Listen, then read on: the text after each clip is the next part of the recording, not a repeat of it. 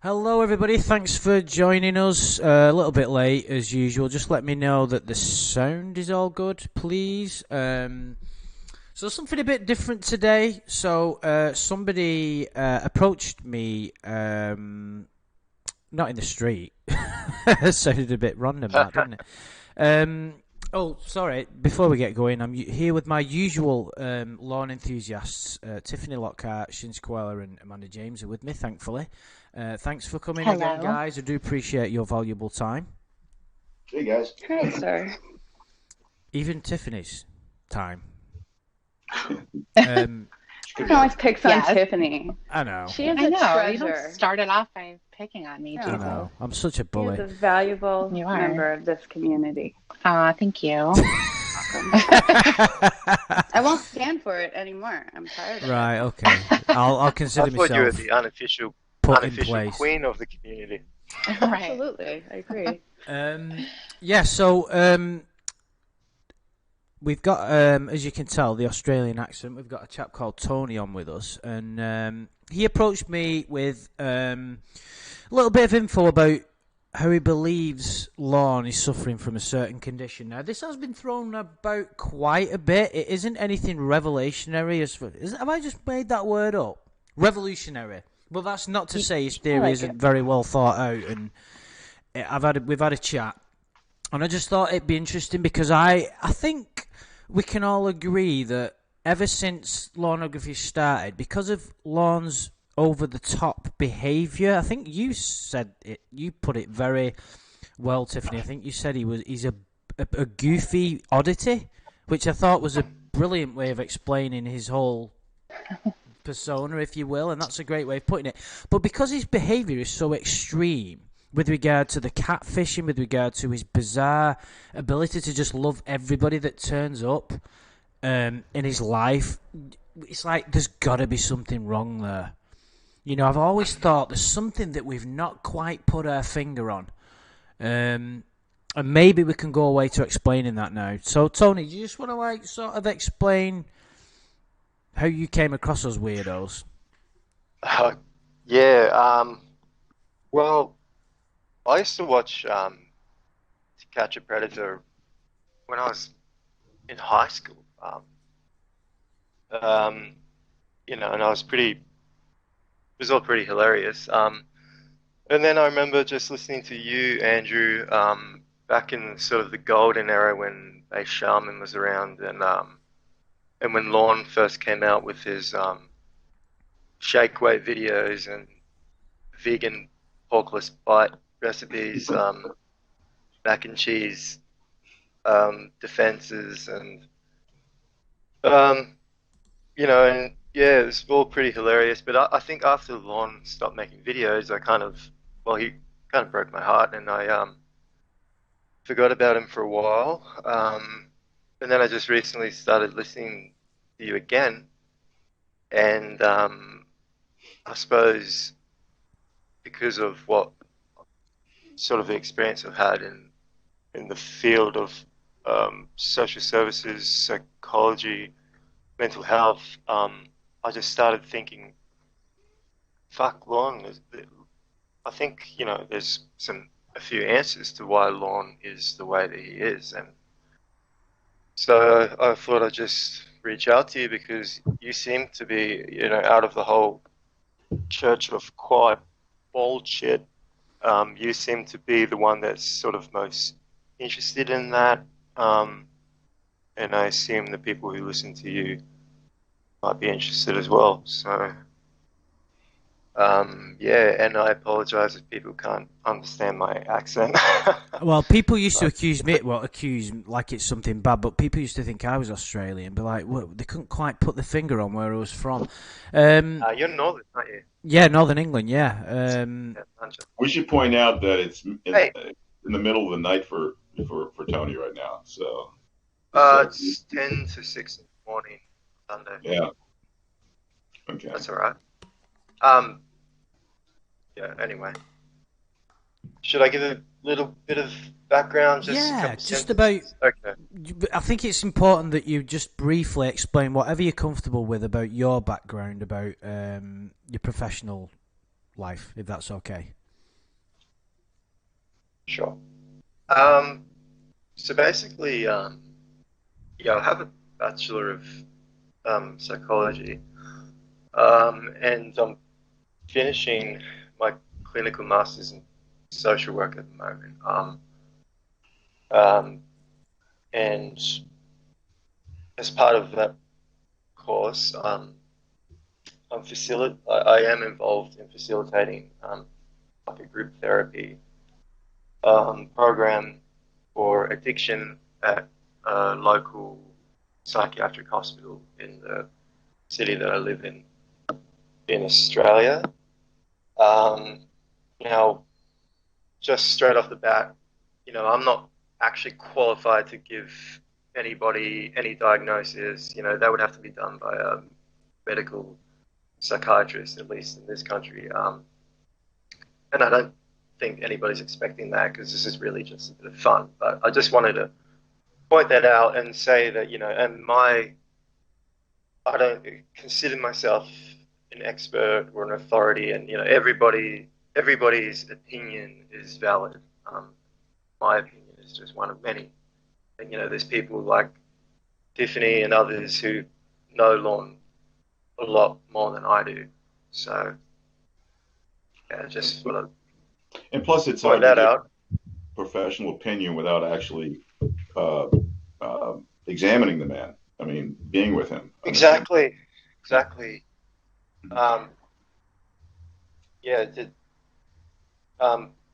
Just a couple of things that I really wanted to just say straight off the bat as well. First of all, there's no excuse for the crimes that Lorne committed, the wrongdoings that he did, especially, attempting to kidnap and rape a child, but also his, I guess you'd call it domestic violence, the way he abuses people, scamming old people, drunk driving. There's no excuse for any of that. If people can determine right from wrong, then they have to be held accountable, and I'm sure Shin can speak to that in terms of legality. Right. The vast majority of people who have mental disorders don't commit crimes, and I would hate to think that, I'm putting some stigma on people who have mental illnesses, and that's not what I'm trying to do. I don't really want to debate whether Lorne is a true pedophile, because I just think it's kind of impossible for anyone to tell. And I think that a lot of that was what, Tiffany was saying to Lorne, deep down in your head, for the rest of us, it is hard to know. I am interested though, because I know that sometimes they do philometry tests for that, and I'm wondering whether they did that as part of his treatment program.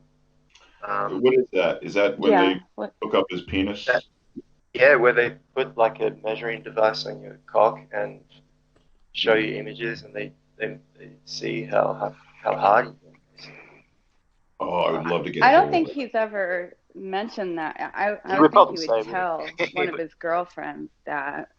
Wouldn't that be funny? No, they didn't actually do that. It was an option though. When he was in jail the last time. I remember. Mm-hmm. And he had to look. They had to look for another treatment program because he was kicked out of the one that he was in. So the court was making him kind of do the legwork on that. And one of the facilities that he was going to, or he was going to maybe go to, that was one of the parts of their treatment.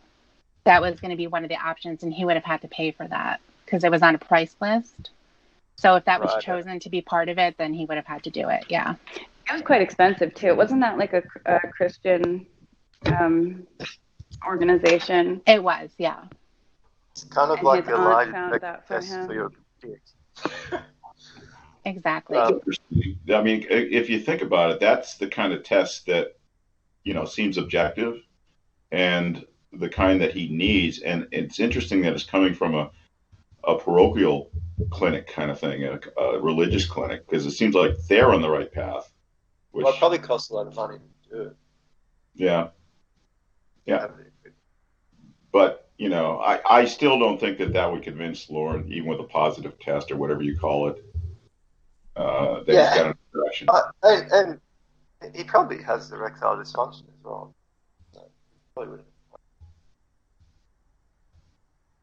Yeah.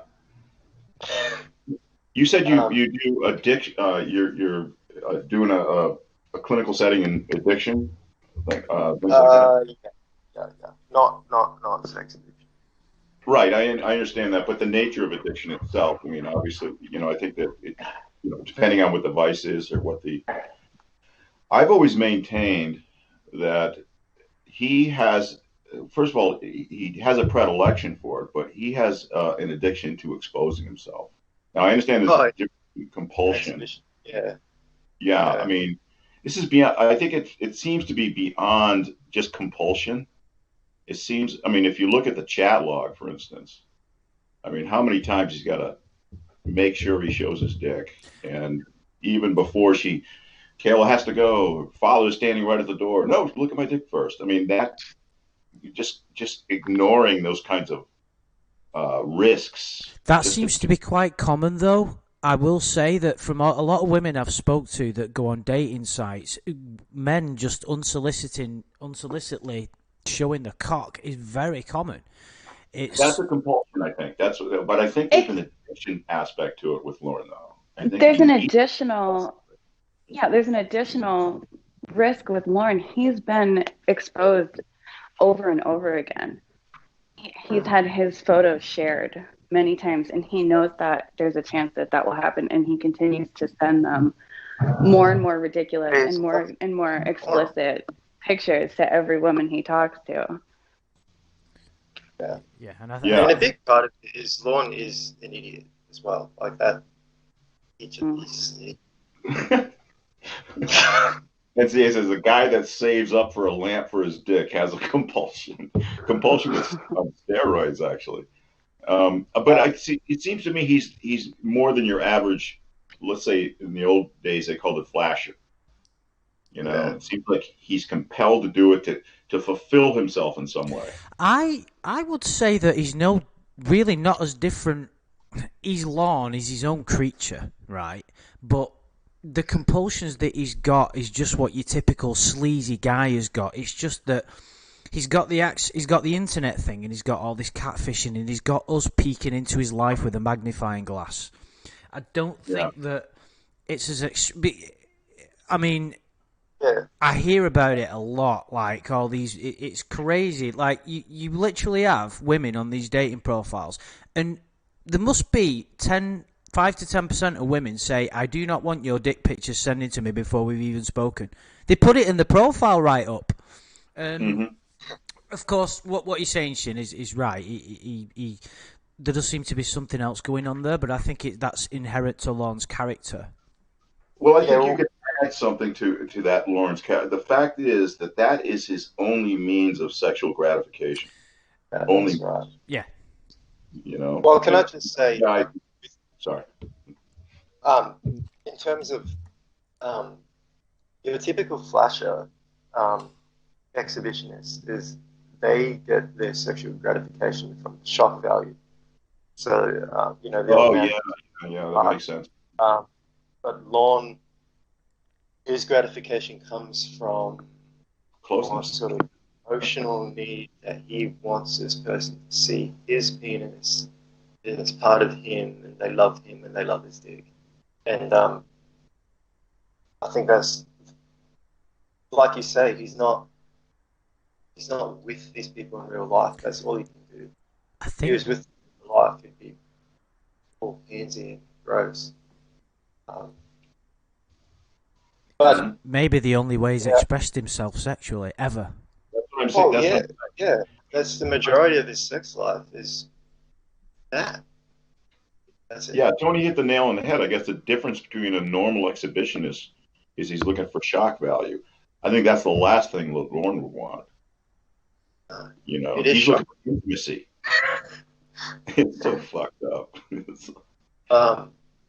I also just wanted to say, like, yeah, this is not really an attempt to. I'm not trying to explain why Lorne did what he did, only sort of why he did it, the way that he did it, and sort of link it to his other fucked up behaviors, and try to be objective and have a bit of evidence base. But really, it's just sort of, it's just a bit of fun, really, at the end of the day.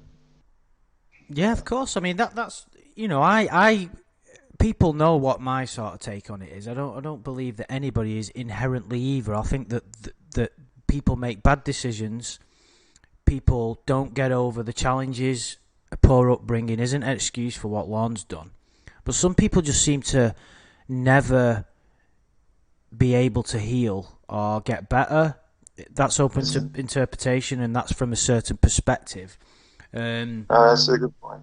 And my views on Lorne are a little bit more lenient than the girls here, and that's good. I like the fact that they're more hard. They won't give him a fucking inch, literally, which is good. And I like the fact that we have that alternate kind of perspective on these streams, because there's no point me just doing them and agreeing with myself. That'd be fucking ridiculous. It's nice to have, because it's a, what's the word? It's a not controversial, but it's a touchy subject to talk about, because you've got real victims involved that listen, and it's important to not disrespect those people by going into detail about Lorne, and I think we pretty much pull that off. So, I think we can certainly, go as deep as we want to in trying to get to the bottom of his behaviour. I was sort of thinking as well, because so I have a bit of content here. I was kind of thinking maybe I could try and get it out in sort of little chunks, and then sort of we could then kind of discuss it, like have sort of like discussion things in between, if that's cool.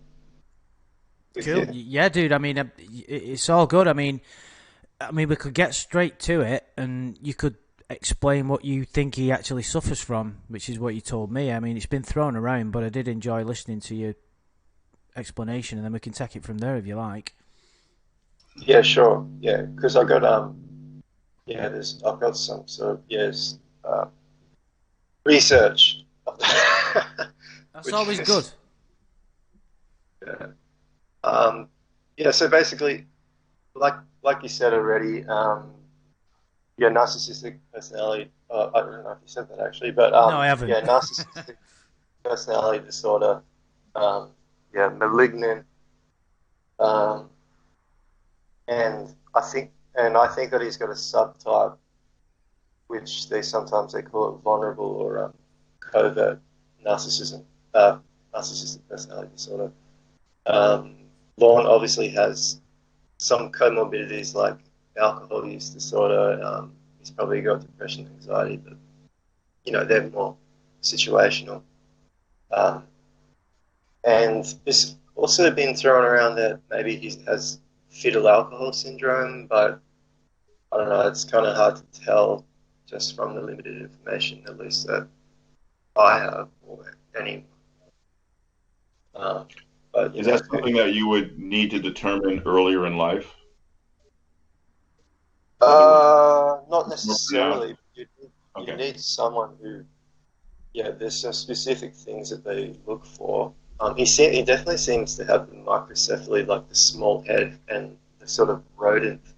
People with fetal alcohol syndrome, they tend to have like a rodent-like appearance, and he sort of does have that. He certainly has low IQ, and I don't know.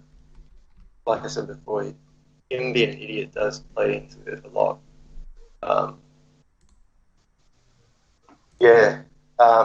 But in terms of just, sorry, did you want to say something?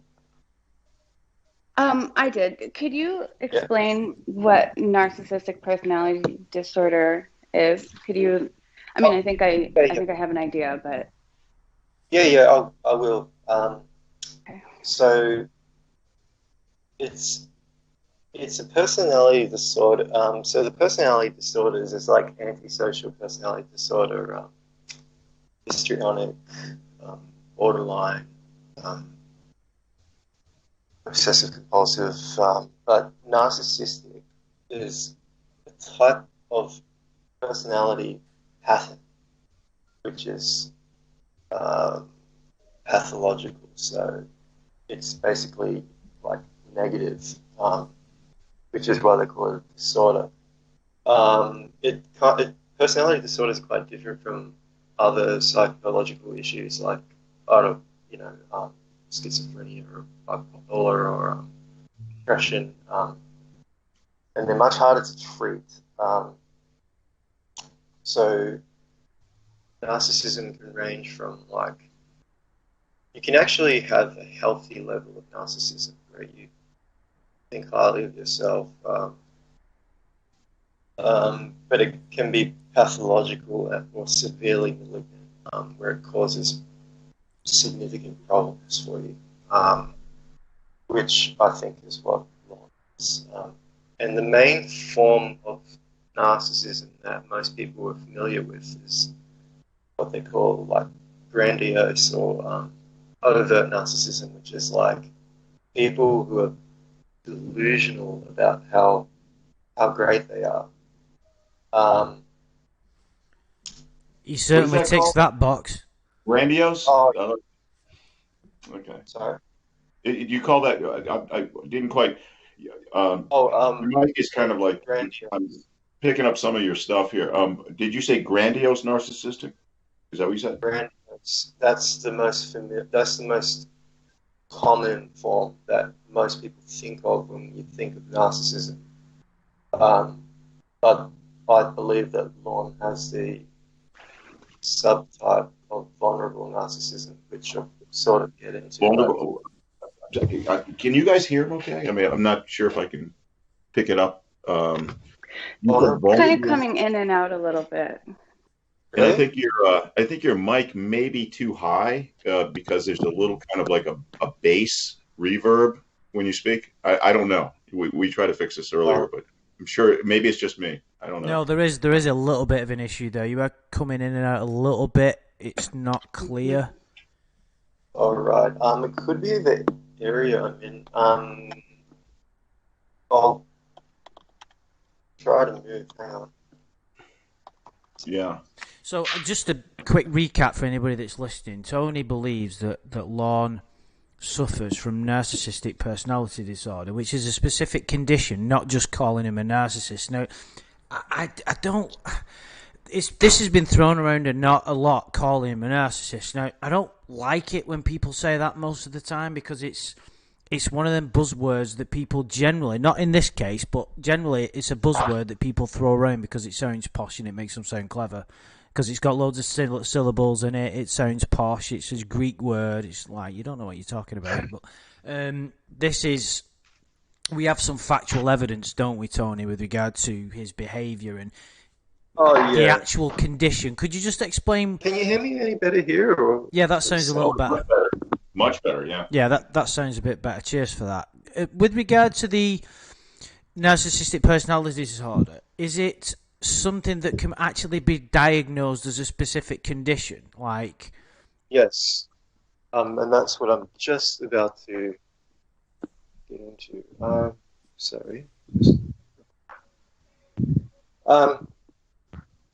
Yes, and Lorne, he knocks it out of the park in terms of diagnostic criteria.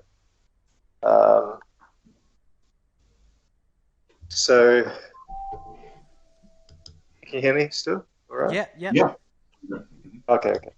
So, in the DSM-5, which is the diagnostic tool that would be, that's used by the American Psychological Association,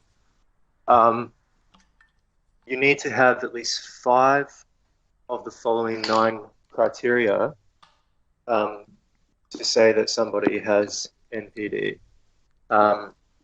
So you can kind of go through this list and see if Lorne has them. The first one is a grandiose sense of self-importance. Oh yeah. That's what our boy's mainly known for, I think. Yeah, Country music star, That's what causes the humour, isn't it? YouTube Yeah. sensation. Yeah. definitely. Yeah. What do you think, Tiffany? Do you think he has that? Oh yeah, absolutely he does. Yeah, I've noticed you being a bit quiet, Tiffany. But, What is that? I said I noticed you had been a little quiet. Oh, I'm just listening. Okay. I don't talk over Yeah, people just- all the time. All right.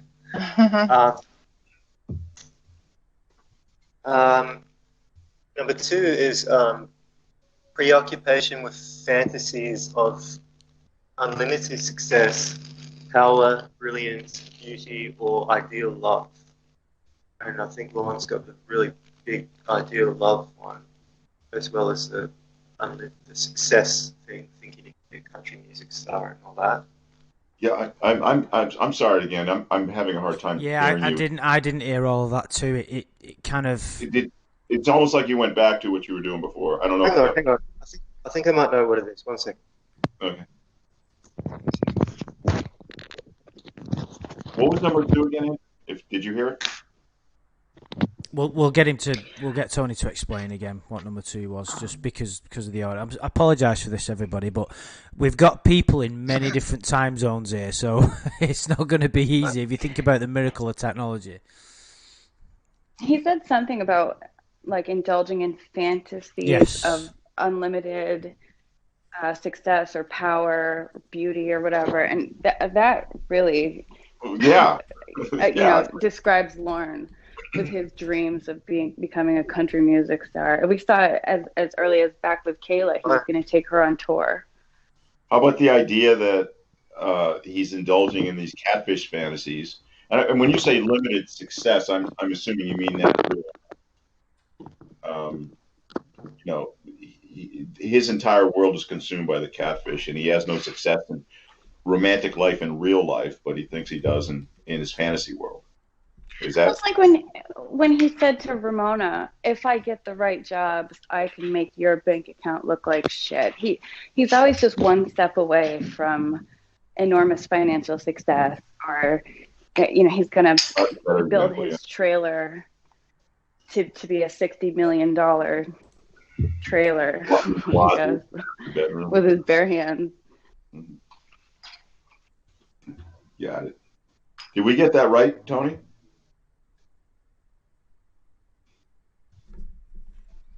I think Tony's on. No, mute. he's just rejoined the call. I think he's just sorting his audio out. But like the 2 points that he's brought up already are massive in Lorne's psyche, aren't they? Like the grandiose kind of, I'm great kind of thing. The whole universe revolves around him, doesn't it? It's very. The Brangelina call brings that out. Yeah, he's so willing to believe that He's special. everybody who saw him on NBC thinks he's special.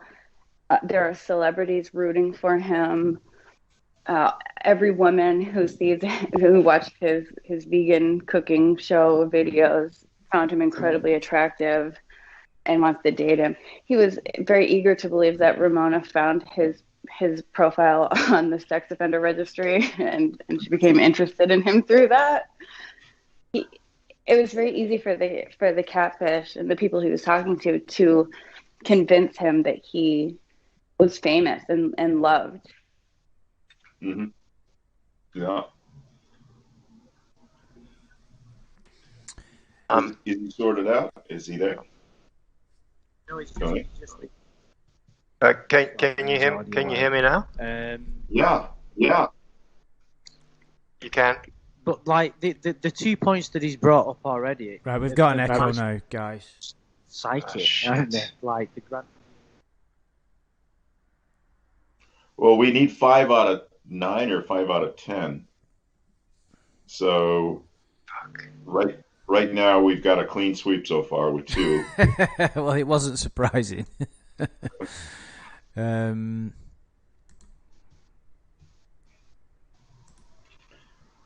Yeah, sorry, folks. Yeah, bear with us, guys. We'll sort this out. But Oh yeah, Blue Boy brought up a great point. You know, look at the fact that he actually thought that Casey Moreau, the actual actress, was in love with him years later. well, I was gonna suggest doing a full stream on that because that isn't normal behavior. Now, to say that it isn't normal behavior almost seems silly with regard to Lorne and everything that he's done, but that he does things that we're all guilty of this, I believe, or not guilty, but subject to it. Is he does something that surprises us all every now and again. It's like, nah, not even Lorne would fall for, nah. You know what I mean? It's like, what? You know, the Casey Moreau thing is incredible. You're talking, for him to believe that, and it's something we'll hopefully talk about with Tony, for him to believe that is beyond the realms of someone who is just a little bit silly. That's fucking bizarre. Like, just I can't really find the words to adequately describe how crazy that actually is. It's everything he dreamed of, you know. He repeats it though. With his latest girlfriend, he was presented pictures of a remarkably beautiful young woman in her early 20s, like an Instagram model, a very, very beautiful woman. Any normal man, if he got a picture of this woman, he would think he was being catfished. He'd say, yeah, right, that's not you. Girls like that don't have online relationships. They have real life relationships. You know, they don't spend months and months talking to men online. But Lorne is so willing to believe it, that this beautiful, young, successful woman wants him. Even though in his real life, he's never had that, which should be a red flag. You know, all these women contact you online, but in your real day-to-day life, never once does a pretty young woman walk up to you and try to engage in conversation, or in fact, they probably run. They probably run and hide behind the shoe rack at Walmart when he comes walking through. Unless you're at a yard sale and you're gawking at him, you know, that could happen. They were gawking. They were frightened. He would just turn his head. He would just turn his head. Just this shit happens to him all the time. He can't walk anywhere without somebody being sexually attracted to him and making him very uncomfortable. Did we lose Tony? He's coming. He's gonna come back in a minute. He's just sorting a couple of things out. So yeah, the Casey situation is something that he actually brought up when we spoke about it before this stream, about why he believes that Lorne has this condition. That's I think that's the most. If you're going to use one example as to explain this kind of condition, this would be it. Like, and what I wanted to talk about is how this condition affects somebody's day-to-day life. How would that go? Because Tony's already said, and he said to me that suffering from that condition isn't any excuse or justification in doing what he did because he knew it was wrong, but it can be the catalyst. People don't like to hear that because that almost seems like a get out, but there's always reasons why people behave what they do, and they choose to do the wrong thing. But there's always people don't, you know, as babies just grow up and think, oh, I'm just gonna try and screw kids, you know, unless there's like a deep rooted attraction there, you know. There's a number of you things. just touched on something. Yeah, you touched on something I'd like to know a little bit more about. Whether, you know, from Tony, what his opinion about nature versus nurture in the situation. Yeah, well, exactly. I mean, that's one of the. What could have gone wrong? Yeah, that's one of the.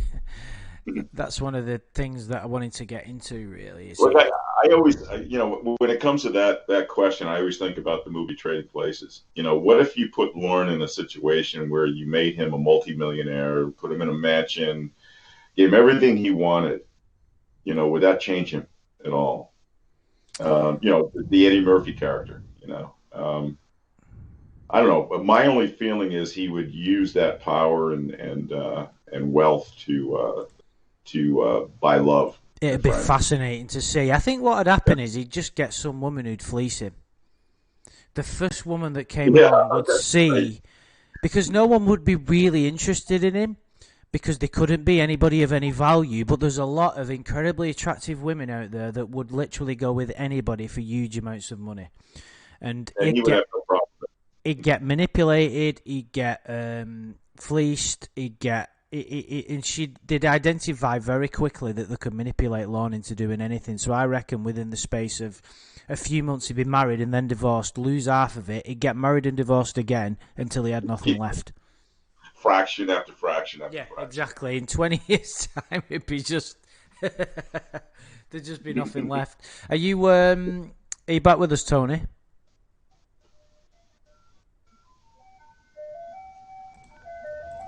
An ice cream truck?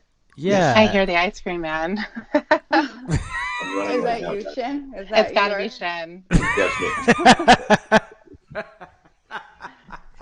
I want an ice cream truck. I was first.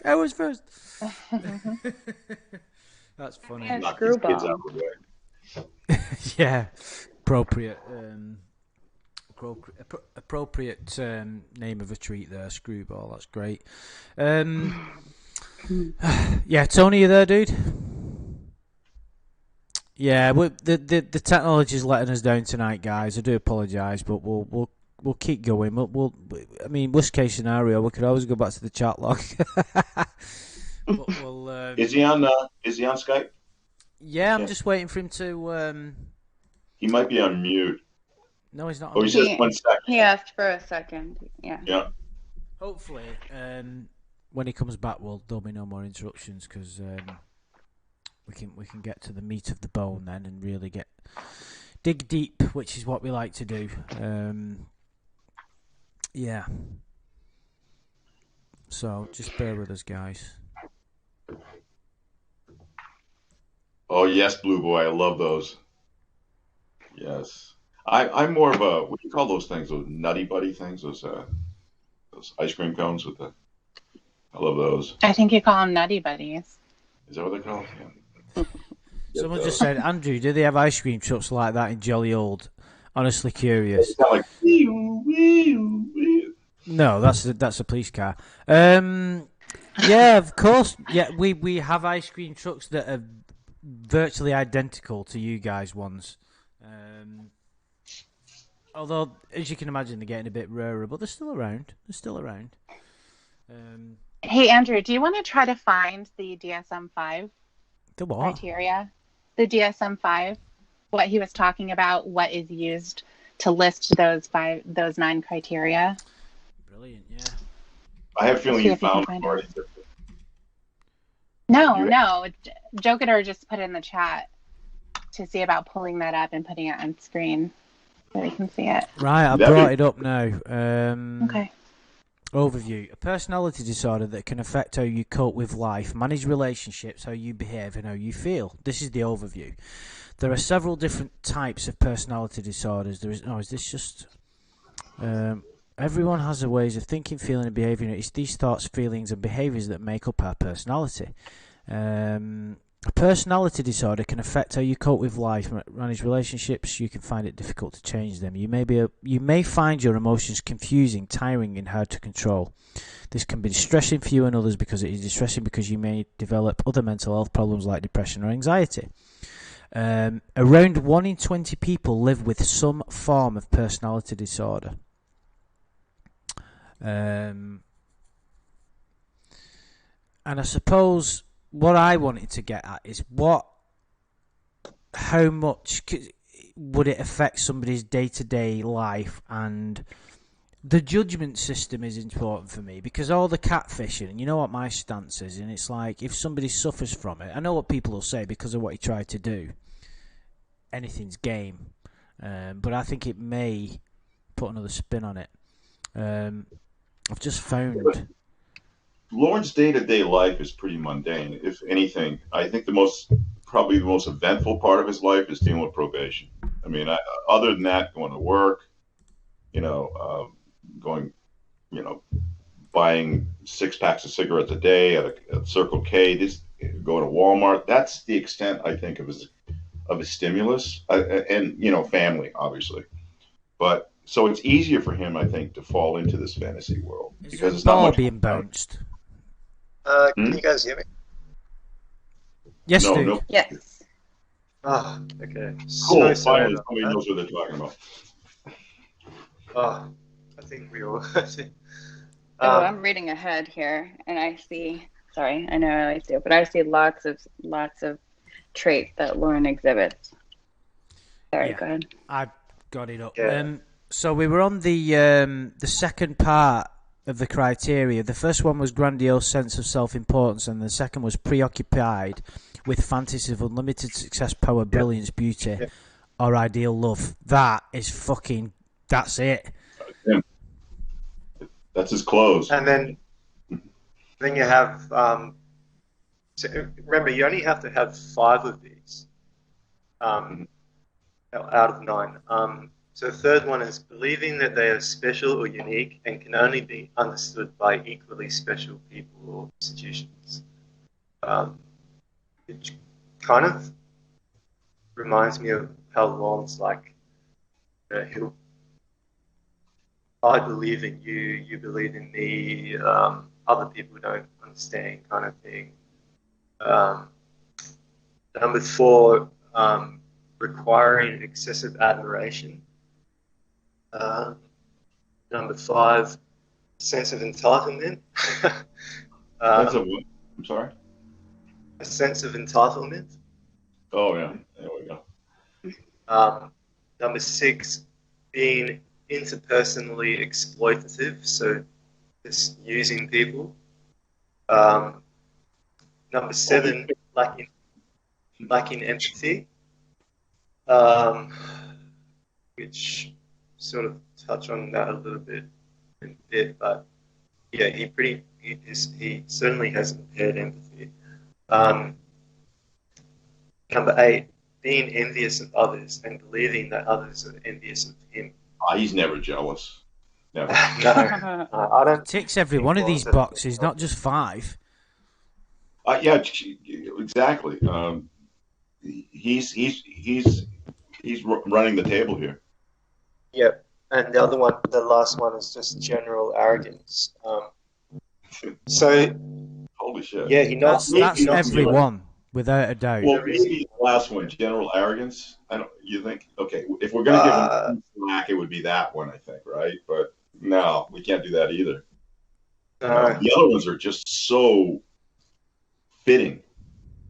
I mean, it's like Number 4 is excessive admiration. Yeah. Should we go over each point and discuss why we think that he has an abundance of this? Like the first one, I mean, I think we've covered the first one, which was a grandiose sense of self-importance. Can you put it on the screen for everybody to see? Yeah. It's on I'm reading off a Google Doc. Sorry, I didn't. No, I can do it. Oh, from Wikipedia. Yeah, I just Googled it. I have it. Yeah, that's just straight off Wikipedia. Yeah. That criteria. It's just DSM-5.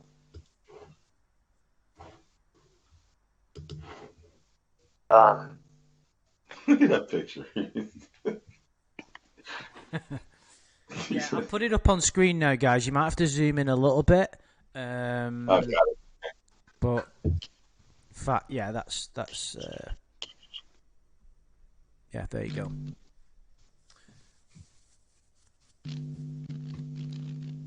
So, just tell us,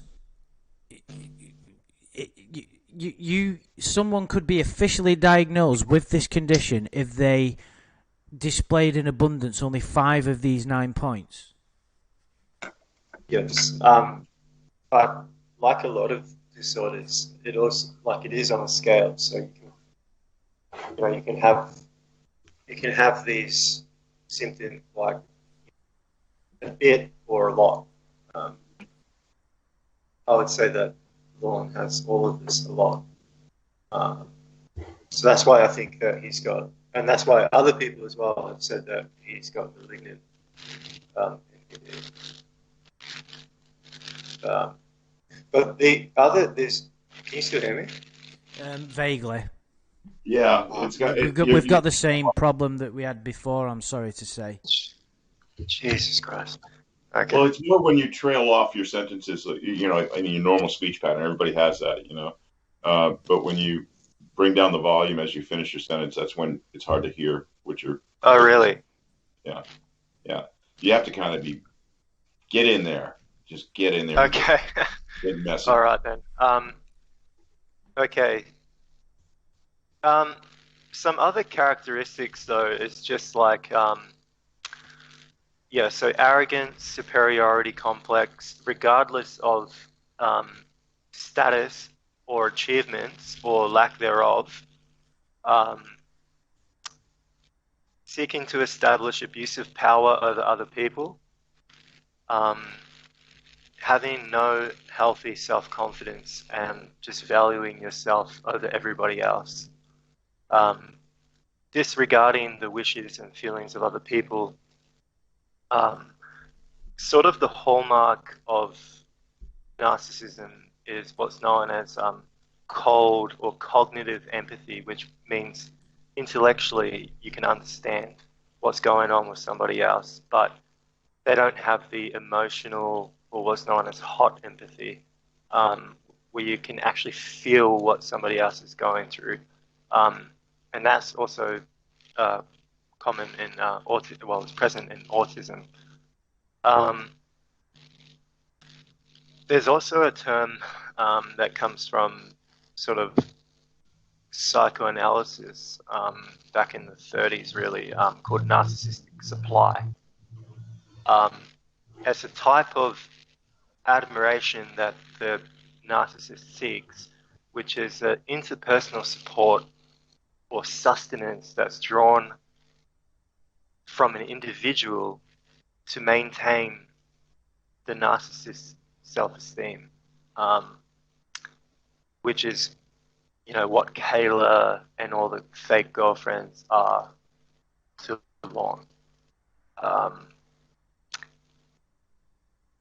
Narcissistic defenses are basically processes where they try to preserve the idealized aspects of themselves, try to present themselves in a way that makes them look good all the time because they can't bear to think of themselves as having any flaws.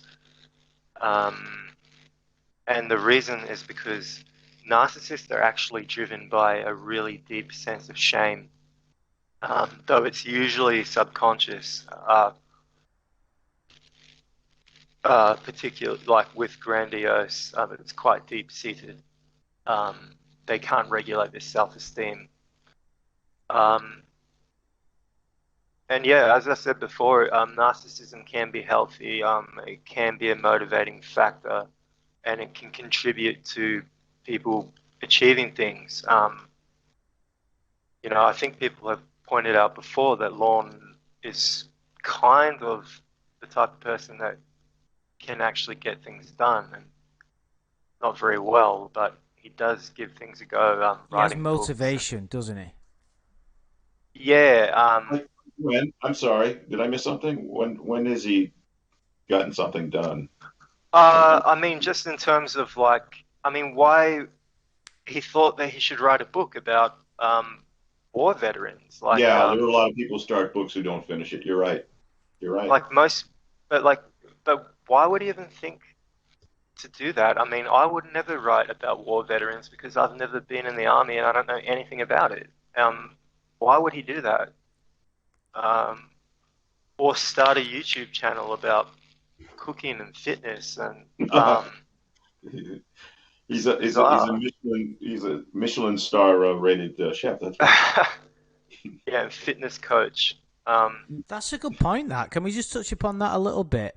Because not only did he try writing a novel and a children's book, think about everything that he tried to do on his YouTube channel: sing, be a comedian, juggle, cook, sell fitness, entrepreneur. Like everything that people do Like almost also like a self-help guru as well. He was like giving people advice, and it's true though, isn't it? If you think about it, like everything that.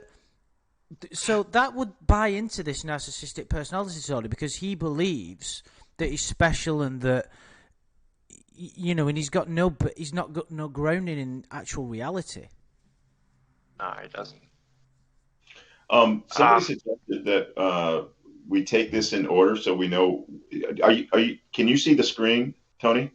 That Andrew has up there, so we know where we are. As long as he's got the 9 points, we can go through them one by one. Yeah. I think we ended. Sorry. Yeah, the 9. Well, I've already moved past the 9 points. Oh, you did? Okay, that's where. Yeah. Okay. Oh, okay. Sorry. Yeah. No, these were just other elements of NPD. Yeah, that aren't really diagnostic criteria. It's just additional information. I just like to touch upon the 9 points briefly, and then we can conclude whether. I mean, it seems obvious to say it because we even kind of agreed without going into any detail. But the first point, let's just touch upon them each briefly. He has a grandiose sense of self-importance.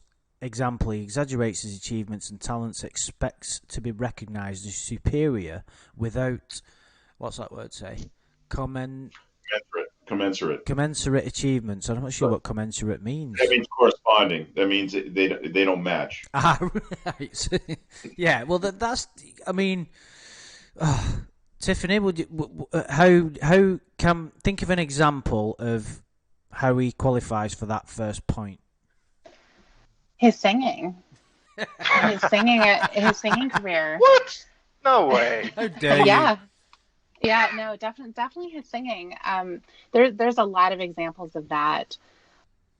Most notably when he was singing karaoke down in Nashville, and he said that people were stopping outside to see him perform. And even in the not true. No, absolutely. Well, I don't. I well, think for entertainment value, not because he's a great singer. But We're stopping Tom to shut up. But certainly, I don't know what this place was like. They probably had speakers outside or something. I'm not really familiar with it, but certainly for him to think that they were stopping because they couldn't believe the amazing sound that they were hearing, that this must be a country music star. And if he isn't already, he should be. So for him to fall into that type of thinking definitely falls into the criteria. And also that he was, I believe that he was given a card by somebody who said that they were a producer. Now, if anybody is familiar with that type of a scam, it is the type of thing that will absolutely prey on somebody like Lorne. It's the type of thing that you would hear about where you're at the mall and some guy comes up to you and said, "I'm a photographer, you should be a model." And then it turns into this whole thing where your parents have to buy headshots. And I didn't fall for this, by the way. I'm not coming from personal experience, but that's exactly what happens. Right. You end up paying the money. Yeah. You're buying headshots. You're needing to do all this. So he's not an actual talent agent saying, "Come work for us." He's saying, well, if you buy recording studio time, right, you have to buy the material, like the CDs, in order to be the demos. So that's the type of thing. That seems like it was made for Lorne, that kind of scam. Oh, it is because that guy could say, "Wow, you really sound amazing. Here's my card. Give me a call." And bring your checkbook. Right. Definitely. But the thing is, there's also a possibility this guy could have been a predator of some sort. Like that happens a lot too. Oh yeah, it does. Definitely. So especially this guy could have been a serial killer, and Lorne could have fallen into his trap. I mean, step outside to my van in the alley. He would have been a gimp in a chest. Right. Big, right. Yeah. But yeah. What about I have an example of this. His basketball career he threw away. Oh yeah. His 6th grade, 5th grade, whatever it was. His achievements were over exaggerated, obviously. Well, who knows? Maybe he was good for a fifth grader or whatever. They don't exactly, you can't really distinguish talent at that stage for anyone, for further development. But the idea that he was essentially Michael Jordan-esque and that he stopped playing and therefore the team never made it to states or whatever the fuck he's talking about. But, but he does that with everything in his past. The idea of, overvaluing things like his house that he had that he spent $60,000 and his business, all this other His shit. septic business, yeah. yeah. Well, how and about taken abroad is a huge one as well. Like, he thought that he could write a novel and wanted to get it published. Yeah. Yeah. And he thought that he was the biggest thing to happen to NBC. Yeah.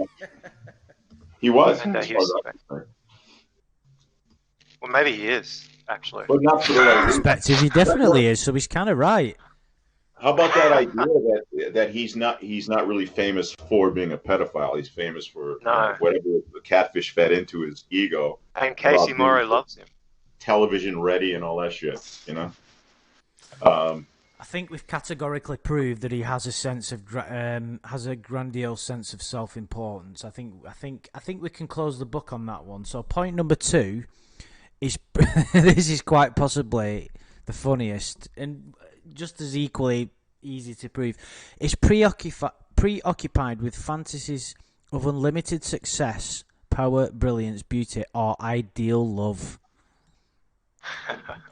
I don't even know where to start with that one. Kayla. Well, the unlimited success that falls into the country music career as well. Yeah. He believed that he was going to be a star. Even talking to Kayla, and he's talking about how, oh, you want to come to my concert? I mean, what type of a fuck is going to say something like that? It's so ridiculous.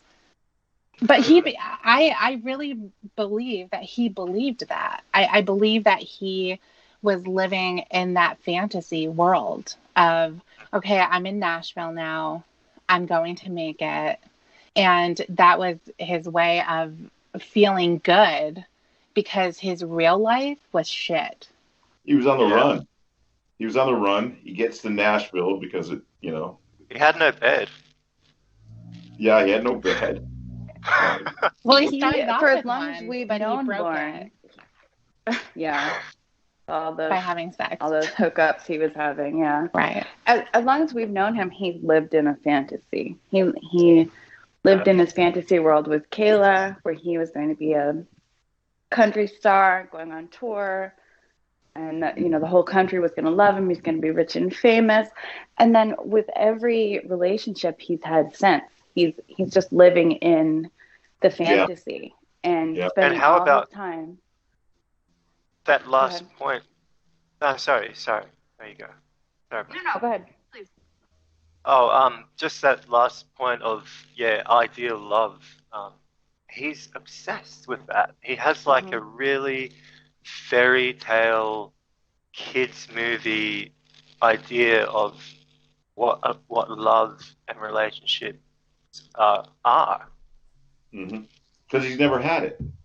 He's never been in a relationship. I mean, so he can only imagine what it's like, I would assume.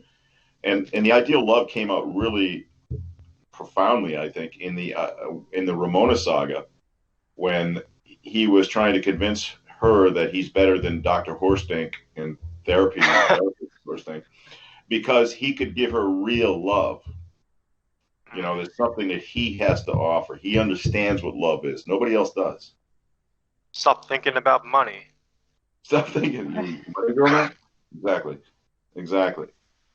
Yeah, I think that's the bigger one on that one. His idea of ideal love, and again, that's from the outside looking in. This is a guy who's never had a relationship, and just watches what he thinks is a relationship on television, movies, country music lyrics, shit like that. I mean, he's never actually put it into practice.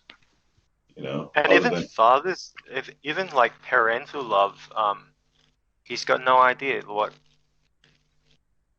Yeah. you know, the I guess fact it's that he not just sang that romantic. You're song. right. Yeah.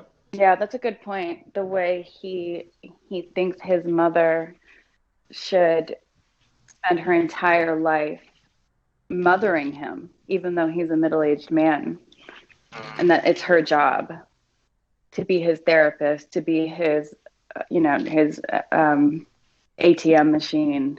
Mm-hmm. Yeah. Check. Okay, 2 out of 2 so far. Believe that one she's special and unique and can only be understood by or should associate with other special or high status people or institutions. Sylvester Stallone. The only example of this I can really think of is when he was talking to Debbie, and he kept saying stuff like, I respond to you like I don't respond to anyone else, and I've never gone this in depth with you. Like, Debbie really understood him and could get stuff out of him and get him thinking. And we know he had a very high opinion of Debbie and how special she is. Well, he actually said in the Brangelina call how him and her were special. We're different from other people. We have to be more careful because we're celebrities. You know? He does spend a lot of time talking about how he's different. He's when he's compared to, like, when his alcohol problem is discussed, he says, well, I'm not an alcoholic. I don't drink like other people. I don't drink like Tony does. I drink So slow. he's different. And he also brings up the differences between him and the other people in his sex offender class. How about him or and the Roy? other people on probation. Right, and he's different from Roy. Exactly. I think he checks that box too. And you're right. Maybe that's what his problem is with rape class. You know, he thinks he doesn't belong there. He's better than everyone else there. He's special. He needs his ideal love to help him out, not rape class. Yeah. And it'll only take a week. That's all it'll take. You just got to trot your ass up to Maine. The next one requires excessive admiration. Well, look at the chat log. Look at the chat log. What did he ask Kayla? I'm trying to think of a what situation. Did you think about? Yeah. What did you think about when you thought about me today? You're in love with me. You draw my name? Yeah. Do you think I'm cute? Do you have a crush on me? Did you draw my name in hearts at school today? Holy He's always needing admiration. Do you like it when I stand up? Do you like it when I get up to get coffee so you can see me naked? How about when Tiffany's handing his ass to him and all he kept saying was, but you like me anyway? Poor Tiffany. Over and over. I think it's how about when he an has open and Kayla? shut case on that one as well, by the sounds of it. Yeah. Well, my God, he's got one last chance not to be part of this here. He's struck 4 of them. He's got one chance. What are the chances of him being excluded from the remaining 5? Well, I'm afraid not, because the next one is that's definitely that's definitely something Lorne shows us. Number 5 is has a sense of entitlement, i.e., unreasonable expectations of especially favorable treatment or automatic compliance with his or her expectations. He said, we were talking about this recently, Tiffany and I. He said, I want to follow the terms of my probation. I just want different terms. He was perfect example. Upset. Yeah, he was upset that this thing took place, that it was televised and everything because it happened on his birthday. So he should get special treatment because it's his birthday. Let's see what else. He shouldn't be. I don't think you need to go any further, Amanda James, but feel free. But you're under no obligation. Well, I guess the last one I would point out is that he said he shouldn't have been on the show and he shouldn't be labeled, a predator like all the other guys on the show because he only had one other offense on his record, which was a DUI. Mm-hmm. Can I just point out the big one, though, is that he was entitled to the mac and cheese. Oh, yeah. Yeah. Yeah. Or love in return. And that, don't forget that mac and cheese was the reason that he was messed up at the time. That's a huge deal. It sounds silly as he said it, but think about that. That is, he had the community hanging on for months. There's something from my past that explains it. I was messed up, and then he finally came out with it with that video, and we were like, jaws dropped. I didn't expect that. I thought we were going to get some really valid, fucked up things that happened to him, and I'm thinking, what the fuck? That was. That's exactly. Most people would kill to have that kind of abuse in their history, right? But the big key word here is unreasonable expectations. He gifts something to his siblings, and then he has an expectation that they're going to give them something of appreciation in return. And when he said, "I'm giving you a gift," you can't really expect somebody to give you something back, and that's unreasonable. So that he's already met the criteria already. Yeah, he's hit it. But let's go for the bonus round. Let's keep going. Bonus points. Exploitative. Exploitative. Where are we? Yeah. So 6 is interpersonally exploitative, i.e. takes advantage of others to achieve his or her own ends. He would never do that. He would never do that. We've got to rattle off some examples. All right, I got one. Betty, obviously. Betty's the biggest example. But also his mother. He takes financial advantage of his mother. The community, like selling his stupid stuff. His blame game for everything that went wrong in his life is other people who caused it. I mean, exploiting a child to satisfy your own sexual gratification is. Yeah, that kind of. we were missing the main fucking clanger there, weren't we? The foundation, yeah, exactly. Yeah. I was thinking of like financial advantage. Like he'll take advantage of Roy. Everything he does. That Tony and Wendy. Yeah, yeah. I would say every single person in his life. Every single person. Like, it probably got to the point where Tony and Wendy were doing that to him because Lorne as well. Not that he wouldn't do that to them, but as we know, Lorne was desperate for friends and company. And I think he used to go and buy them beer, didn't he? But, of course, everybody in his life, his mother, his brothers, the catfishes, not that they would only stand for a certain amount of shit, because obviously there was a character to uphold. I think that one, there's no doubt, even for the Kayla situation and just exploitative for his own needs. There's no more proof that you need, is there? Yeah, I agree. I mean, these are things we know about. We can only imagine what his whole life has been like. I mean, we speculate all the time about his nieces and stuff like this. And, I mean, that would be probably right up there with taking advantage of a 13-year-old girl. But, yeah. Well, that draws the line from somebody who has a dysfunctional life to somebody who is a very bad person. That exploitative things. Because all the others, you could just... if you took out Lorne's the child thing, you'd find him a humorous character and you'd probably empathize with him. But him doing he'd that, just be like a con man. Yeah, well, yeah, he'd just be like a what do you call it? A lovable rogue. In a way, maybe not because of the better situation. I don't know about lovable.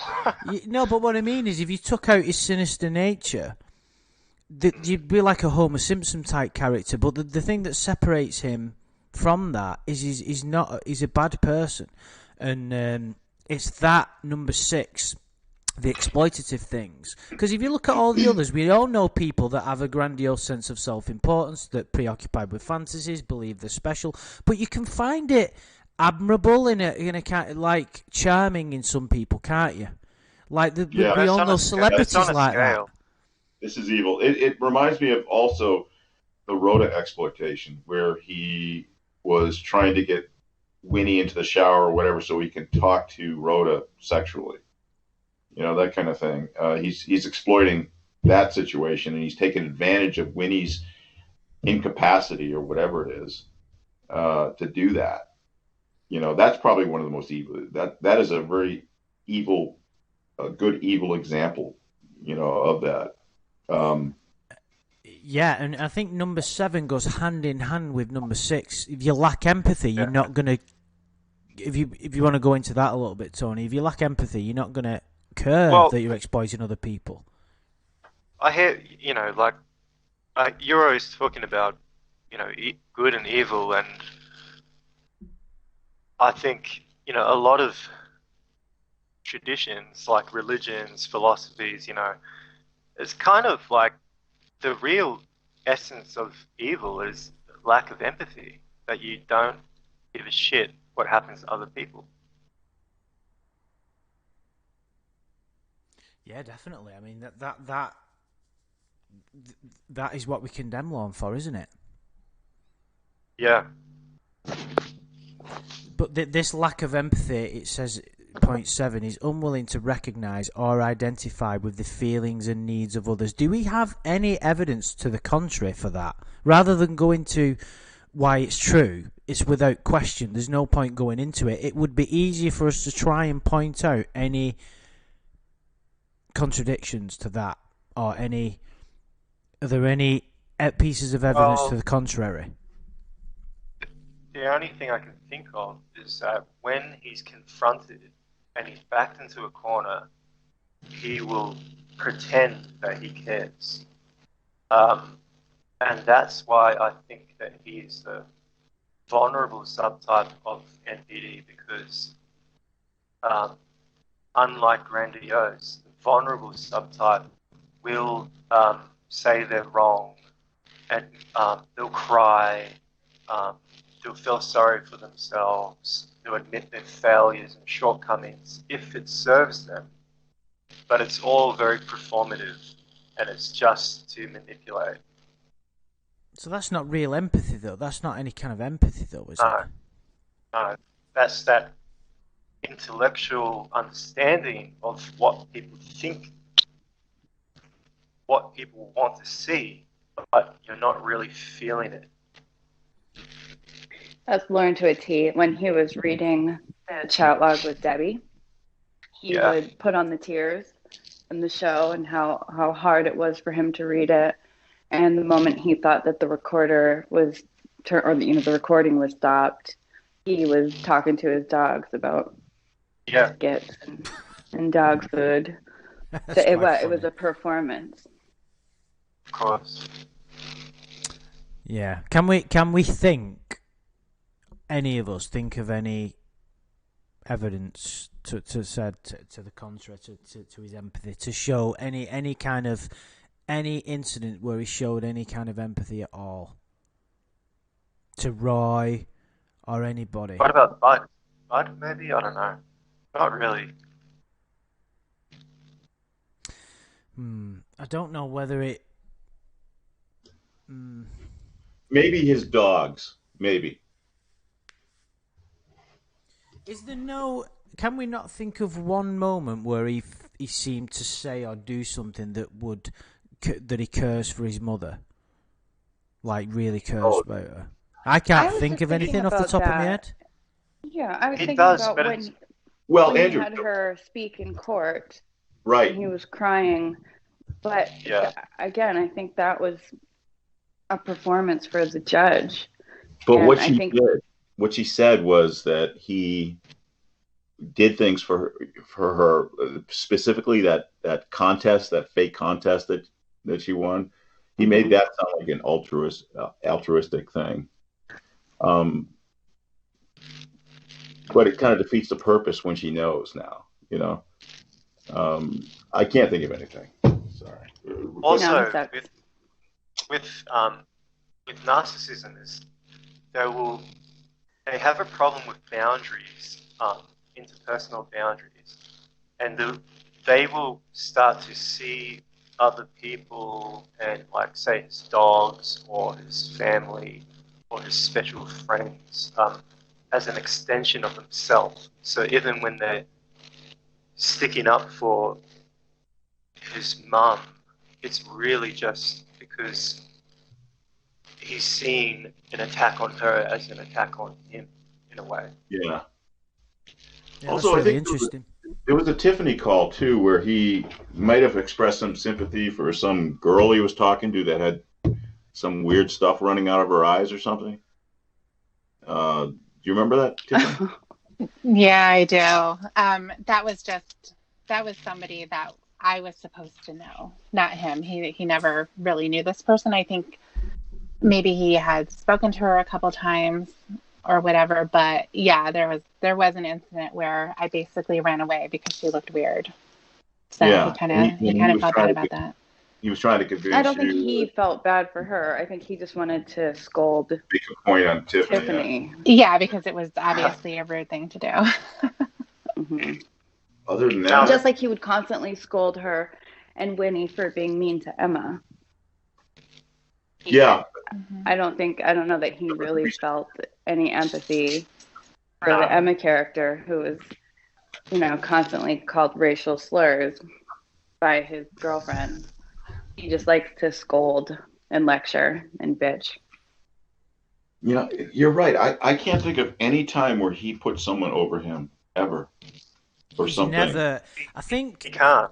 he's not got that ability. Maybe if it's ability or a choice is something we'll go into when we hopefully when we explore a little bit more about the causes of this behaviour and its impact on someone's life. But should we just quickly rattle off points 8 and 9? Well, he doesn't ever feel envious of anyone, so we can forget about number 8.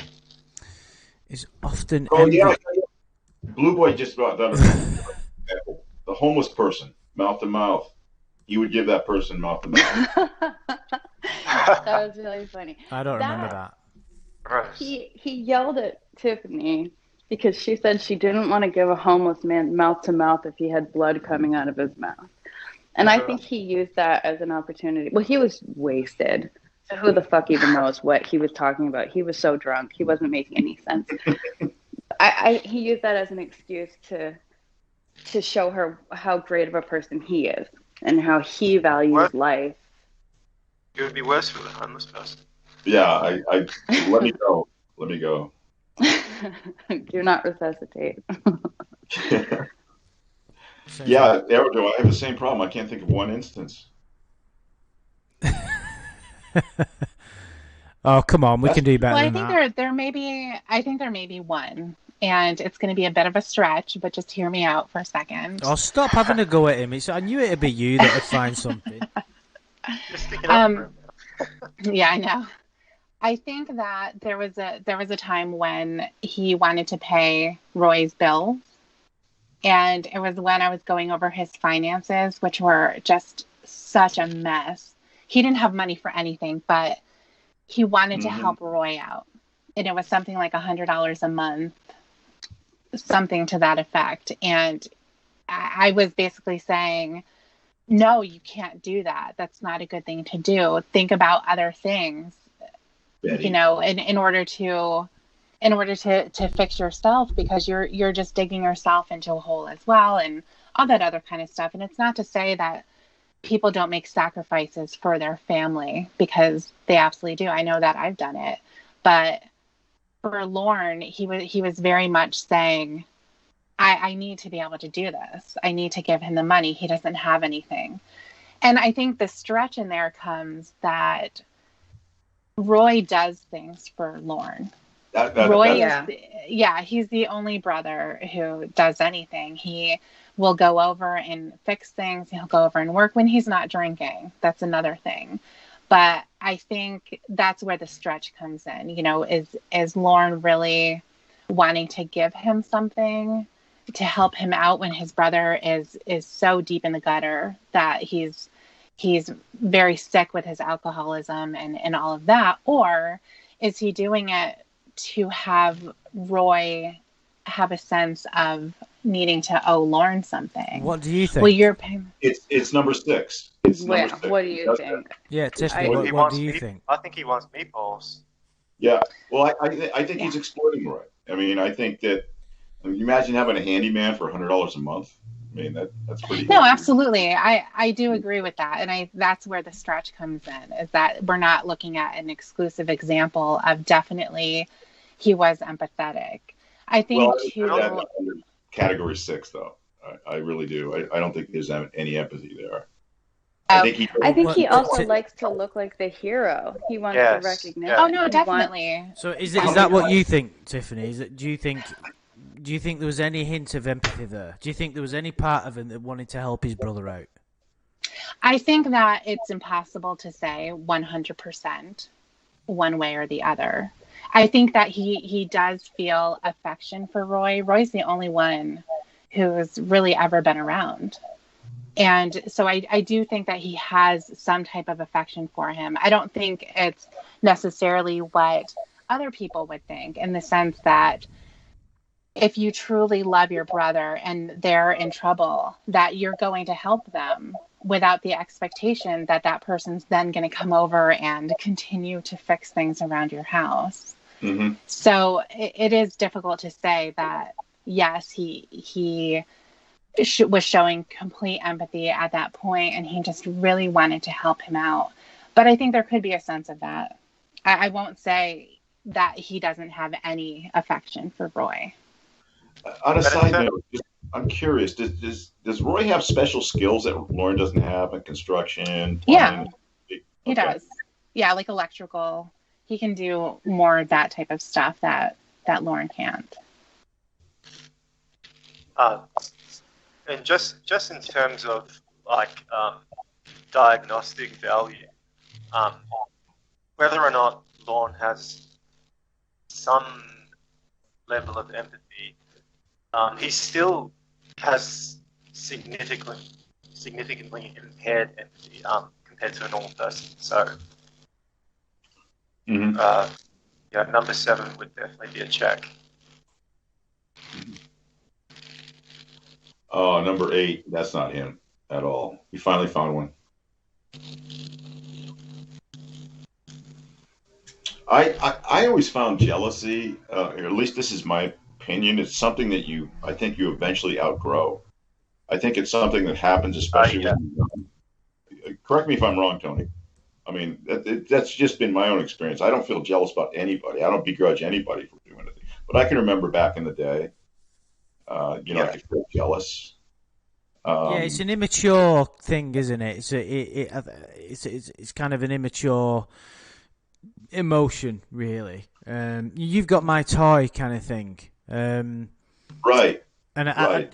With regard to the envious, number 8 is often envious. I mean, obviously, Derek, one word. We don't need to say anymore, do we? Oh, Jesus. Well, I think there's also a distinction between envious and threatened. But it's the same thing. I think there's a small distinction, in my view. No, I agree. There is. That's certainly true. I think. Sorry, go on, Andrew. No, it's all right, mate. Go on. Okay. I have a kind of a weird theory about why Lorne was so fixated on getting Kayla's dad to buy her panties, buy her webcam, all that stuff. I think that Lorne has a real chip on his shoulder about people who are successful, and knowing that her parents were these wealthy doctors, it's almost like taking their daughter out from under their nose. was Lorne's "fuck you" to everyone who's better than him. Mm-hmm. That's interesting. So he's taking a run at Kayla's dad, essentially. He's busting his balls. Yeah, that's just. I don't know if anybody agrees with that, but I just think Makes sense. I think he's very envious of successful people. I agree. He's very disdainful of people who have money or value money. Casey heard a lot of that about her daddy's money. Yeah. How she should be basically ashamed of herself for valuing that, for wanting to live in a nice place. And it's a virtue to Lorne that he lives in a shithole in the middle of nowhere, and he's broke and bankrupt. And he would turn down money, surely. Well, his money's his wealth is imaginary, and prospective. Something in the future. I'm going to give you all that too. I could do that, or that example we mentioned earlier. If I had the right job with the right amount of money, I'd make your bank account look like shit. It reminds me of Chuck Harding. What did he say? Wealthy I'm not, except for care for a young man or something. Right. That was a disturbing catalog, man. But it's interesting though that example you bring up about the father. I mean, why didn't he go after the mother? She was equally as successful. Because I think that there's some sort of like Freudian thing that he has with, he doesn't understand what the love of a father really is, which is so ironic because he sang that song. Yes. But in he thinks that it's some sort of weird paternalistic sexualized thing when he's just got no idea. He feels sexually threatened by family members of his girlfriends. So sorry, guys. That's pretty much all I'm saying. So he would envision the relationship between Kayla and her father as something like her father would just walk in whenever she's getting undressed, anytime he wants. I don't know. Would even, wash her in the tub, shit like that. Weird, inappropriate shit. And thank God Lorne doesn't have kids. Yeah. Sorry to say. It's pretty dark, but thank God. I think that's true. I think his relationship with Kayla's dad in the chat log was quite disturbing. I think that if you think about Lorne's view of parental guidance for a girl that age is fucked, as you can imagine. Think about how his version of caring for his nieces were. He's going to have a very skewed idea of Kayla's dad's role in her life, and he'll want to take that away from her because he'll project onto the father what he would do in that situation, which is perv over that kid. It's difficult to go down that route, but I think we can all agree with that. He thinks that a father is going to be sexually looking at his daughter's vagina when she's giving birth. Do you think he was serious about that? I mean, I think yes. Why would you even say that? Yeah, I know, but I'm thinking it was an LOL, of course, at the end of it. I'm sure. Oh, okay. But no, he said those words. Yeah, I don't think he was joking. He wasn't joking. Well, I don't think he was joking about what he wanted the effect to be. I think he definitely didn't want his father in there, but you think that's kind of fucked up. I don't get that. He has said over and over again in reference to his girlfriend's vagina that that's the place where only he should be, that's the place that only he should see. He's very possessive about it. I absolutely think he was serious when he said that her father couldn't be in the delivery room. And he told Casey over and over again, you choose me or your dad. You choose. Who do you want, me or your dad? Which is so crazy. That is such an unbelievable thing to say to somebody. And he had such jealousy in his voice over it. It wasn't just, oh, your dad's an unhealthy person. You should get away from him for your own good. it's, do you want him or do you want me? Just fucked up.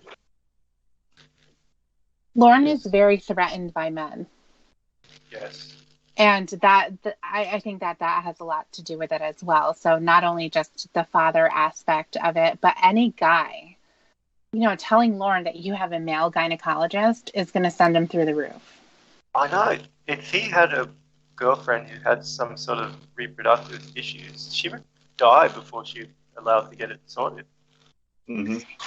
Well, the argument would be, why can't you have a woman doctor? Yeah. What would happen if they went into an emergency room and because of some crisis or something, and the only people who were staffing were males?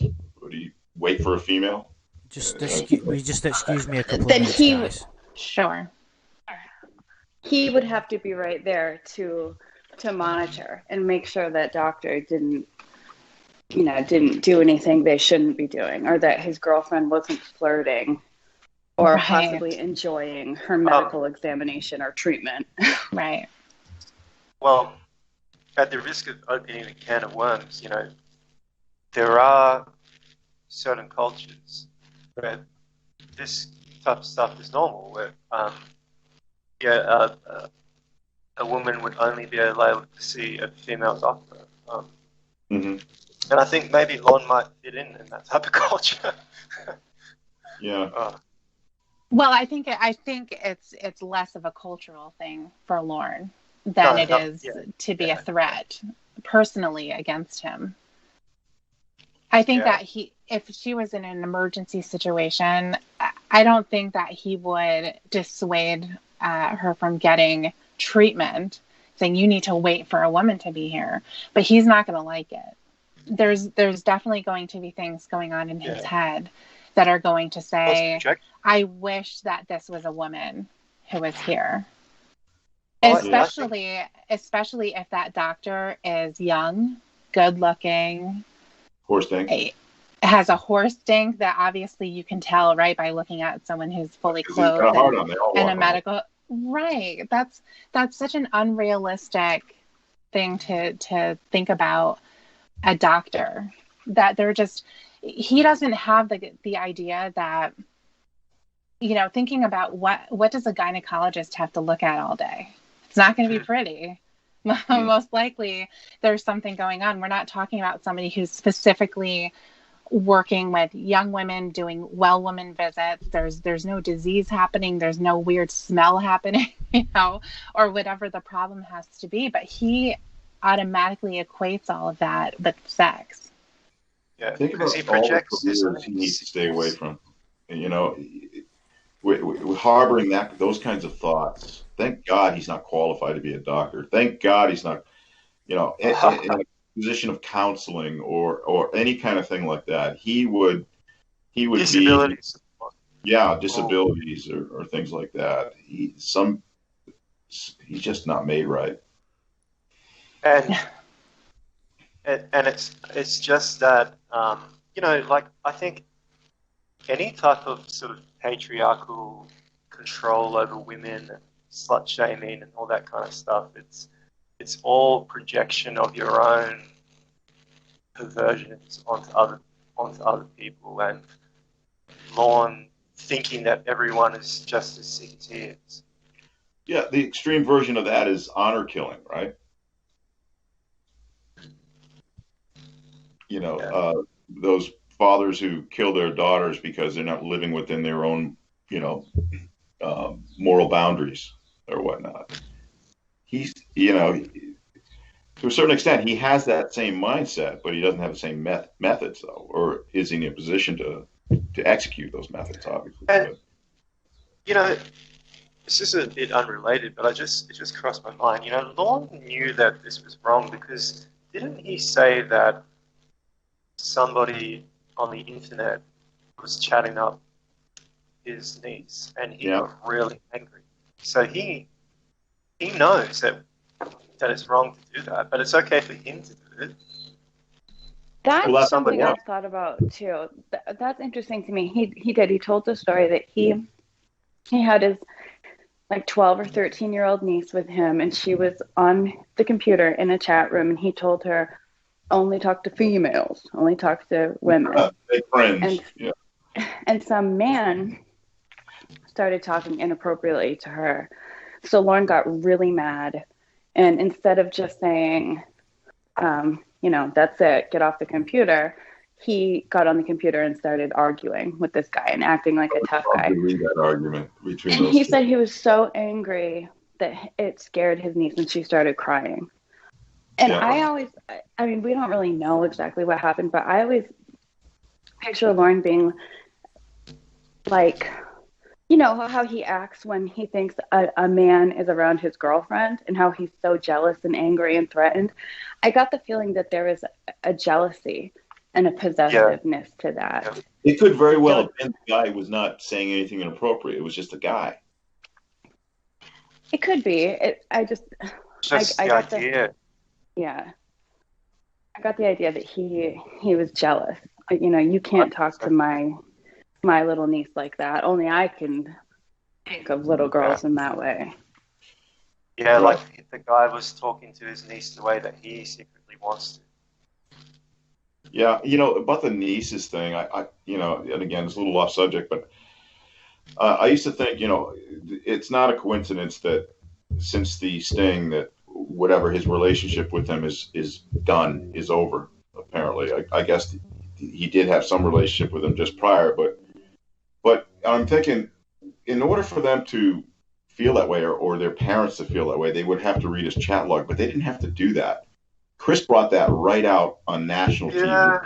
Talk about the nieces right there. I mean, this is, again. But how would you feel if you were a young person and, your uncle, my uncle got done for soliciting sex with a child? I wouldn't want to talk to him either. Yeah. Yeah, but especially if you're, even though your name wasn't brought up, but you were brought up in the actual interview on national TV. Yeah. It's one thing to figure out the chat log and find it, which, by the way, is only on the first 3 or 4 lines. But Chris actually brought it up and then asked him the follow-up question, is this how you spoil your nieces? I mean, that had to have got some thoughts going, Because if you're going to watch anything about Lorne, you're going to watch The Sting. Well, Lorne said to Kayla, he spoils his nieces and he'd like to spoil her the way that he spoils his nieces. So naturally, Chris is going to ask that question.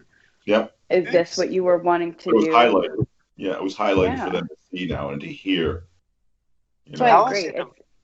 Even if he hadn't mentioned them, I agree that it makes sense that they wouldn't want contact with their uncle who was arrested for such a horrible thing. But the fact that he brought them up almost immediately when he started talking to this child, they were the first thing on his mind. That's really alarming and scary, both for the girls, the nieces, and their parents, I'm sure.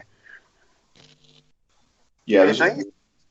Don't you think it's weird how, when Lorne had to sing that one song to her, he just happened to pick the song that was about fatherly love for a daughter. And, I don't know, it's so Freudian. Yeah. That's not an accident. Whether it's subconsciously or not, why was Lorne drawn to that song? And even if he wasn't, the sort of pure coincidence that is about, he talks about it in the chat log about Kayla's father. Mm-hmm. He certainly romanticizes like daddy-daughter love. He's the kind of guy who would wear or like put his little girl in a shirt that says something like, "Watch out, boys, my daddy has a gun and a shovel," or something like that. Yeah. And it's also, I think, not a coincidence that when he and Kayla were talking about their future children, his interest was on their daughter. He didn't say, he didn't care about any future little boys they might have. Yeah, that You know, we is touched interested. upon that last time, didn't we? Right. Should we get on to the final point, which is he shows arrogance? Now, I do have some examples of that. It's not quite as evident, but when he was making videos and he was slagging off people in the comments section, taking total dominion over the rights and wrongs, it's like, how dare you say that to me? Like the fact that, and Judge Woodcock touched upon it, you're in an impossible situation. You're trying to defend yourself for trying to do what you did to a child, and you're slagging off other people. That's arrogance to me. mm-hmm. And he tried to sue people, and it's everyone else's fault, and Xavier's a piece of shit. Yeah, he tried to get going back to the Judge Woodcock situation. He tried to get more favorable conditions at his revocation hearing. Yeah. That's I don't know whether that is obliviousness or whether that's arrogance. Yeah, Tiffany, what do you think? Do you think he shows? Can you think of any specific examples of arrogance on Lorne's part? Because some of it intertwines with his other these other 8 points, doesn't it? Really, but what do you think about this? Yeah, it does. I think. Well, there's one example for when he called the police on Roy for drunk driving. And then he told his family about it because he wanted to be the hero. And they all He drove drunk congratulated himself. him. And he did it. I very believe night. possibly that very night. Mm. How about in the Casey TSA thing, when he was saying, "I'm a fucking lawyer," and I found that was. Yeah, He thought that he I had think some. Why was I he think arguing? too. He thought that he could argue with the TSA. He did, but that also I think has to go along with that he was really intoxicated at the time. Yeah. And Yeah. he's a tough guy on the phone. He is a tough guy. But as soon as somebody is there in his face, he buckles immediately. Yeah. Which is He why also I think didn't know what the TSA is. He thought they were like customer service representatives at the airport or something. Right. Just someone to just hit hand you him. your ticket and Yeah, have a good day. Yeah. Yeah. But so do we all agree though that he has more arrogance than a normal person, right? I think the lawsuit is number one in the arrogance. I think I'm glad you touched upon that, Tony. Is that the sheer arrogance of thinking he could sue NBC for $80 million is fucking insane. I mean, I'll never be able to get my head around that. It's crazy. You know. So yeah. So we've rattled off 9 points there. So I think if this, you see, I always struggle with these. I mean, Tony, you're more qualified to say this than me. I don't. When you talk about like diagnosis and things like that, it can be very tricky because you can put people in boxes and you can label people, and you have to have a degree of wisdom not to let that overshadow everything else. If that makes any sense, I hope I've explained that well enough. But Yeah, I think I know. Yeah, but with I also think it's important that extreme behavioural traits, that we understand why people behave a certain way. If we do, it's safer for everybody. We can go some way towards treating it. We can identify, once we identify somebody and we can identify a problem, and we can also, because this is one thing that everybody will have to agree on. If a cured Lorne would be a safe Lorne, and we all agree, regardless of our opinions on what should happen to him, that the people that are potentially his victims are the priority, and victims of sexual abuse are what we all try our best to honour. But yeah, that's something that can be agreed, and nobody, But I do think we shouldn't conflate having a psychological condition with the act, criminal act of a child sex offense. Right. It's not it's not society's obligation necessarily to treat his condition. It's only our obligation to protect the victims in whatever way we see most appropriate. So, you know, in some cultures they might have just executed him. In ours, maybe we try and treat him, but it's really, I think, it's a subject of debate. How do we treat these people? We're not, like, for me personally, I don't really give a shit whether Lorne ever recovers from his psychological conditions. All I care about is that he doesn't fucking act on them to hurt somebody else. And whether that's just because he's scared or, you know, whether he's had his dick chopped off, my personal take, that's the important thing, is that he doesn't do it, and then it's up to society to decide how to go about that. You just touched on something that really applies too. I mean, in terms of arrogance, the idea that he thinks probation is out there to protect him and not society. You know, That's that they're his own security force, that they...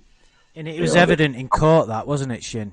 Yeah, he said, what did he say? They don't know how to... They'd failed him or something. They were against him, is what he said. Yeah. And again... he always wants to blame other people, doesn't he? Well, the overall picture is, hey, you are on parole. We have to make sure that you don't offend. So we're going to really psychologically evaluate you and treat you to make sure that doesn't happen. Not, we don't give a shit whether you're we care about whether you're happy or not. We care that you find a face-to-face relationship. They don't care about that. They just want to make sure that he has all the tools not to reoffend. Again, that's it. He refuses to see that. And he refuses to see that he's quite lucky. If he was somewhere else in the world, he might have just got beaten to death on the street. Yeah. They would just bullet in the back of the head. You know? But, you know, when you talk about treating him, you're not necessarily talking about, you know, obviously we've heard this time and time again, how pedophilia is not, and again, we're not making that diagnosis here. We can't do that, I guess. But that's untreatable. So we start with that. But there is, I can't really talk to that point. Right. I know that they do have, like, options for chemical castration. That's beyond the scope of what we're talking about here. But I do have, I did a bit of research into how MPD specifically actually does play into sex offending. That would be interesting to hear that. Okay. Well, so there is some research. Like there was a study from the Archive of Sexual Behaviour in 2010, and I have references for these studies if anyone wants them. That sex offending can be related to narcissistic personality disorder for several reasons. Number one is that people with NPD have more aggressive responses to interpersonal projections. Number two, people with narcissism with NPD are more oriented toward sexual relationships due to their high need for positive regard and admiration.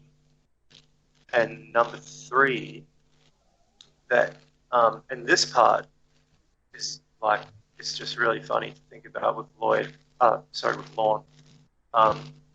narcissists have an inflated perception of their own sexual abilities and attractiveness, which may actually lead them to believe that their victims desire or even benefit from their sexual advances. Again, it fits them perfectly.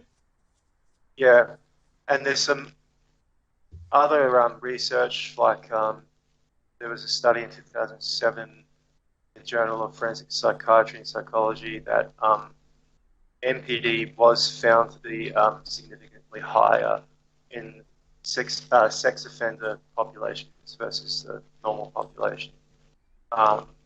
And there's another study in 2019 from Journal of Personality Disorders that it's the entitlement and the exploitative features of narcissism specifically that were really associated with that type of sex offending. There's also a whole bunch of clinical observations from clinical psychiatrists about how people with NPD, the particular ways in which they can offend. And it's important to remember that, most people with personality disorders are not molesting children, but the ones that do, I guess there's a certain pattern to how they do it. But yeah, it's that whole, they only, not only caring about your needs.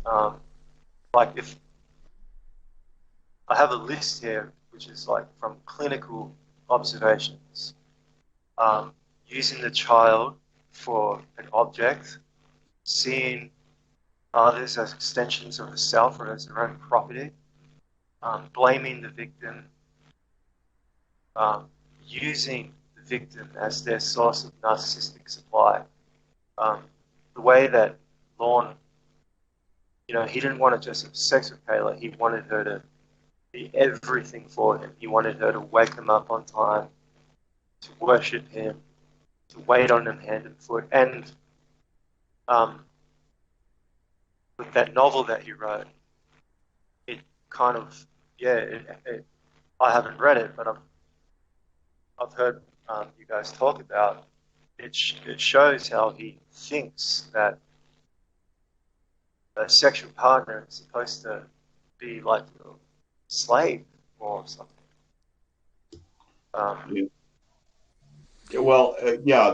It's a little more. It's a little more in terms of the novel. I don't want to give too much away. I assume you're talking about him and his wife Brooke.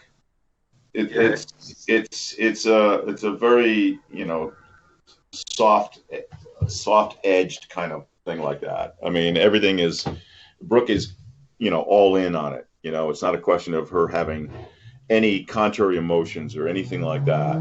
Excuse me. That's his ideal fantasy, right? Yeah, I mean, it's the book. Like the book is his ideal life, or what he thinks the ideal life would look like. But beyond that, there's also, one of the interesting things that came up was that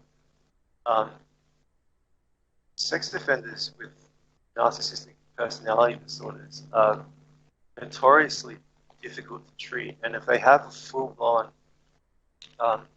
MPD, they're regarded as treatment failures. So,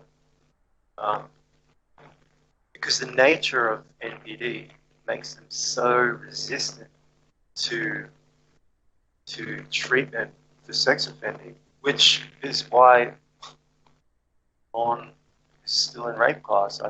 Is he still in rape class? Or was in it for so long? Or? He is. Yeah, and he probably will be forever. Yeah. I think.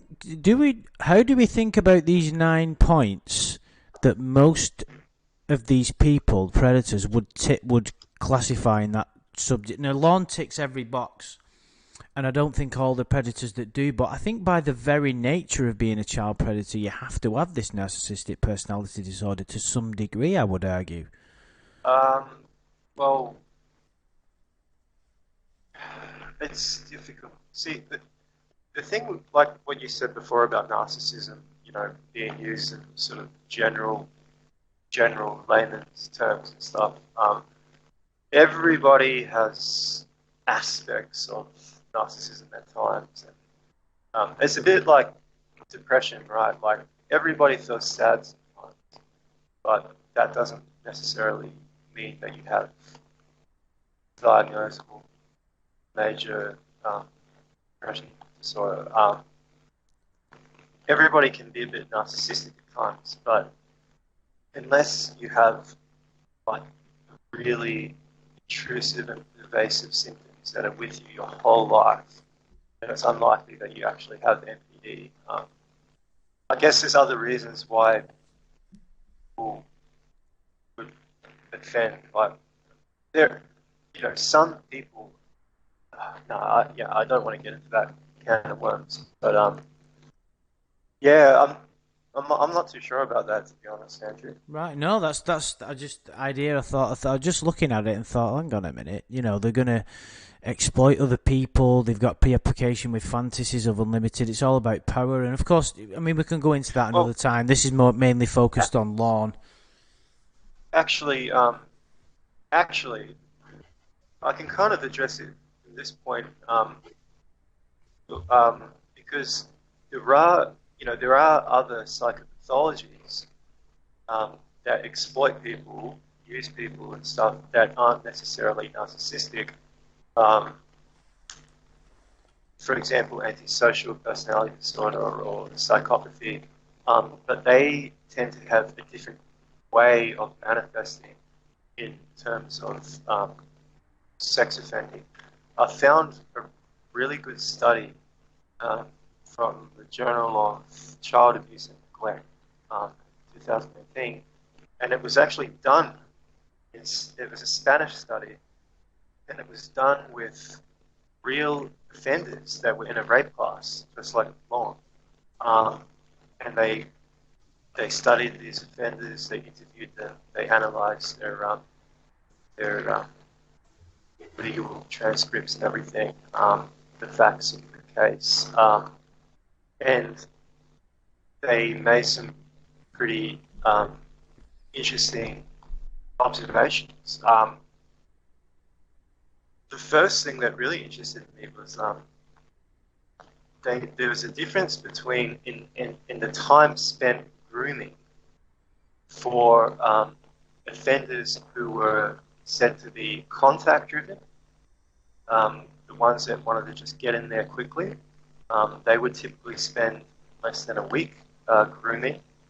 These are the people like Chris Hansen were called fast movers, like I think Morica or some of those guys. You're saying those guys are the quick hitters, get in and out from the act? Okay. Yep. This study calls them contact-driven. So, and then there's another type that's called fantasy-driven. And these offenders, this is the amazing part of this study, they averaged exactly 32.9 days of grooming. Oh, perfect. That's exactly what Lorne's chat log length was. Yeah, it'd be funny if it was exactly that amount of time. Yeah. Wasn't John Yuppie around 30 days as well? And what's he called? The military guy? Rest Cruz. Yeah. Yeah, and see these. So it's just interesting that this came from a Spanish study, so different culture, but it was online grooming, and you were finding similar traits. Fantasy driven. So that's really important for MPD because we already said, like I think it was number 2 criteria was preoccupation with fantasies of ideal love.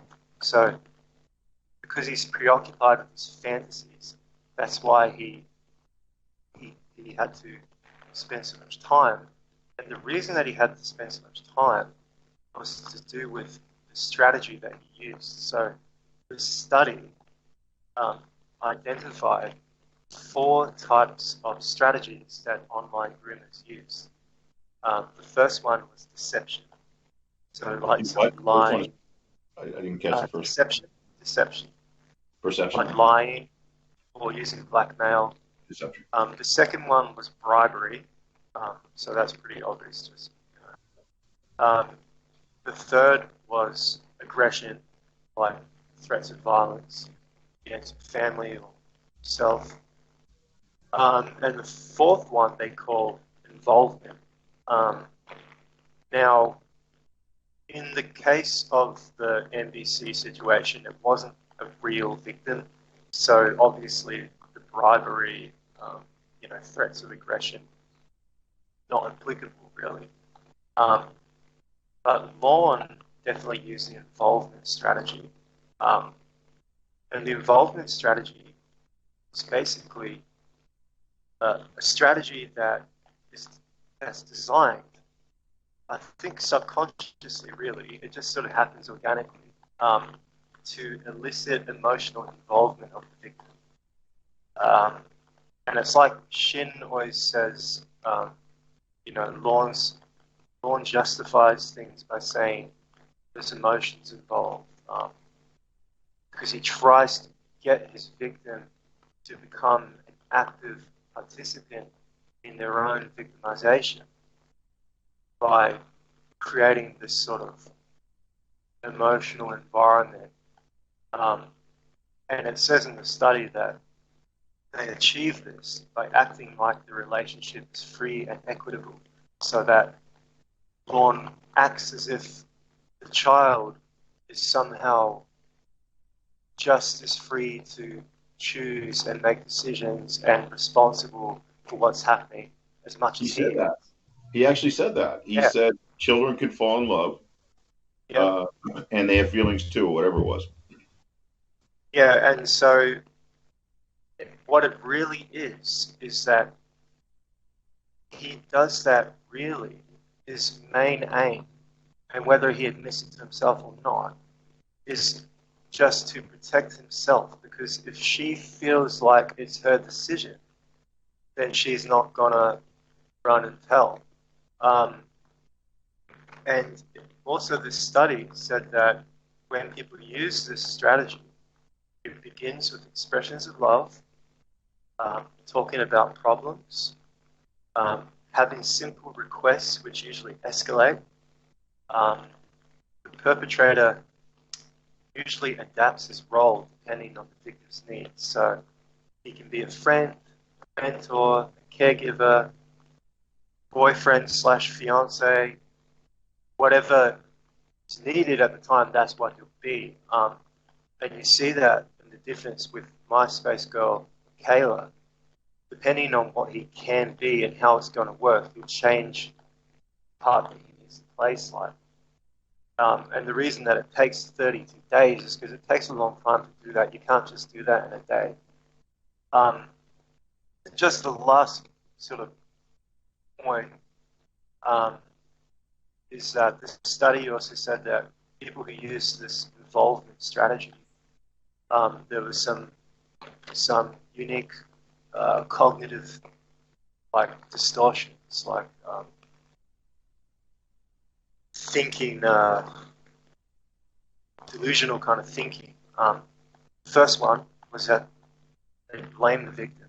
So these offenders, they would say things like, "Oh, I shouldn't have let that girl trick me," which is very similar to what Lorne says with, "Oh, NBC tricked me. It's Chris Hansen's fault." Blah blah blah. Number two, sexualizing the victim. So they would say things like, "Oh, well, the girl was already having sex with boys at school." Lorne couldn't do that because Kayla was supposedly a virgin, but I'm sure he would have if he could. Number three, desirability of the abuser. And this is really interesting because the study said that people would say things like, "I was affectionate and I was gentle with her. Like she wanted it." And I just remember when Tiffany was asking Lorne, like, "Why did you want to be with this young man?" And he said, "I wanted to be gentle." And then the last point was the... Well, oh my God, just real quick on that point. Yeah, Lorne did say something exactly like that. When Tiffany was asking him what would yeah, happen, what he said, I wanted to be good to her. yeah. I He wanted think to that be he's trying gentle. to. Yeah, he wanted her. He convinced himself that she wanted him, um, and that he was going to be her first. And um, yeah, and then the So last. you're saying that Lorne actually believed that she had these emotions he was imputing on her? You think I'm cute? I, You think he actually believed that, or you think that's his way of manipulating I her? wanted to believe. I think it's both. I think he wanted to manipulate her, but he also wanted to believe that she wanted him and she loved him. Yeah. Otherwise, why take that risk, right? I Yeah, mean, but yeah, he's not exactly a great risk assessor either. So he's a victim of his own delusions in a way. yeah, Um, uh, Not that, again, he knew it was wrong, so he shouldn't have been doing it in the first place. But and then the last thing that they identified was equating as a cognitive distortion, which is basically um, trying to act as if they are somehow on the same social level. And it literally said, like, for example, talking about marriage and having children. Um, for that involvement strategy, um, yeah. So that was the yeah. that was the In terms of the involvement strategy, he also wanted to be part of Kayla's social life. yeah. You know, Um, See, other and where other predators, like say for example, what was that disgusting fuck's name? Warwicker. yeah, Um, the dog. Warwicker. Yeah, yeah. No, can I rape you anally? That guy. The vampire guy. Yeah, Yeah. He was he's not he didn't use the strategy at all. Like he's more of like a sadist. Um, Maybe antisocial personality disorder. I don't know about him more. Um, but somebody who gets off on pain of others, that kind of thing. yeah, where Lorne, Lorne wasn't about that. Lorne wanted to be, He's a um, masochist. yeah, Lorne. You imagine Michael Warwick hanging out with the kids? No, but Yeah, because he wouldn't have got what he wanted from somebody like Kayla, would he? Like so submissive and innocent. He wanted somebody young that he could have any kind of way with. It was just a way. I mean, so there are differentiations, aren't there, between these people, especially Lorne. Lorne seems to kind of fit into yeah. his own category. I mean, at the end of the day, the one thing they all had in common is that they did want to fucking kill every single one of them. It's just that Lorne had other needs that he wanted to be filled by this child. Well, Yeah, that's something I've always thought was one of the reasons why this is his case is so interesting, because there's so much he was trying to. The chat log, sorry, is so interesting because there's so much going on there. It's not like, I've read Resta Cruises and a few of the others, and they're fucking boring compared to that. Like literally, it's there's no comparison in terms of entertainment value. It's like Scooby Doo compared to fucking Star Wars or something. But with regard to this, what I'd like to touch on, because we've not really got much long left now, and going 2.5 hours, would you believe? We discussed this briefly. What do we think causes? Is there a known cause of narcissistic personality disorder?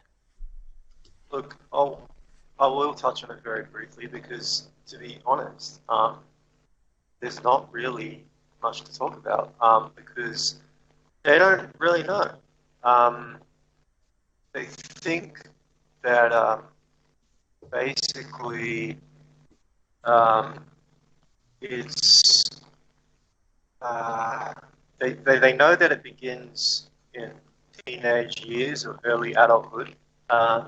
It's normal for kids to be narcissistic, so it's hard to say whether it goes all the way back to childhood. But a child having symptoms of narcissism is not indicative that they're going to actually develop narcissism as an adult, because most people grow out of it, like you said before.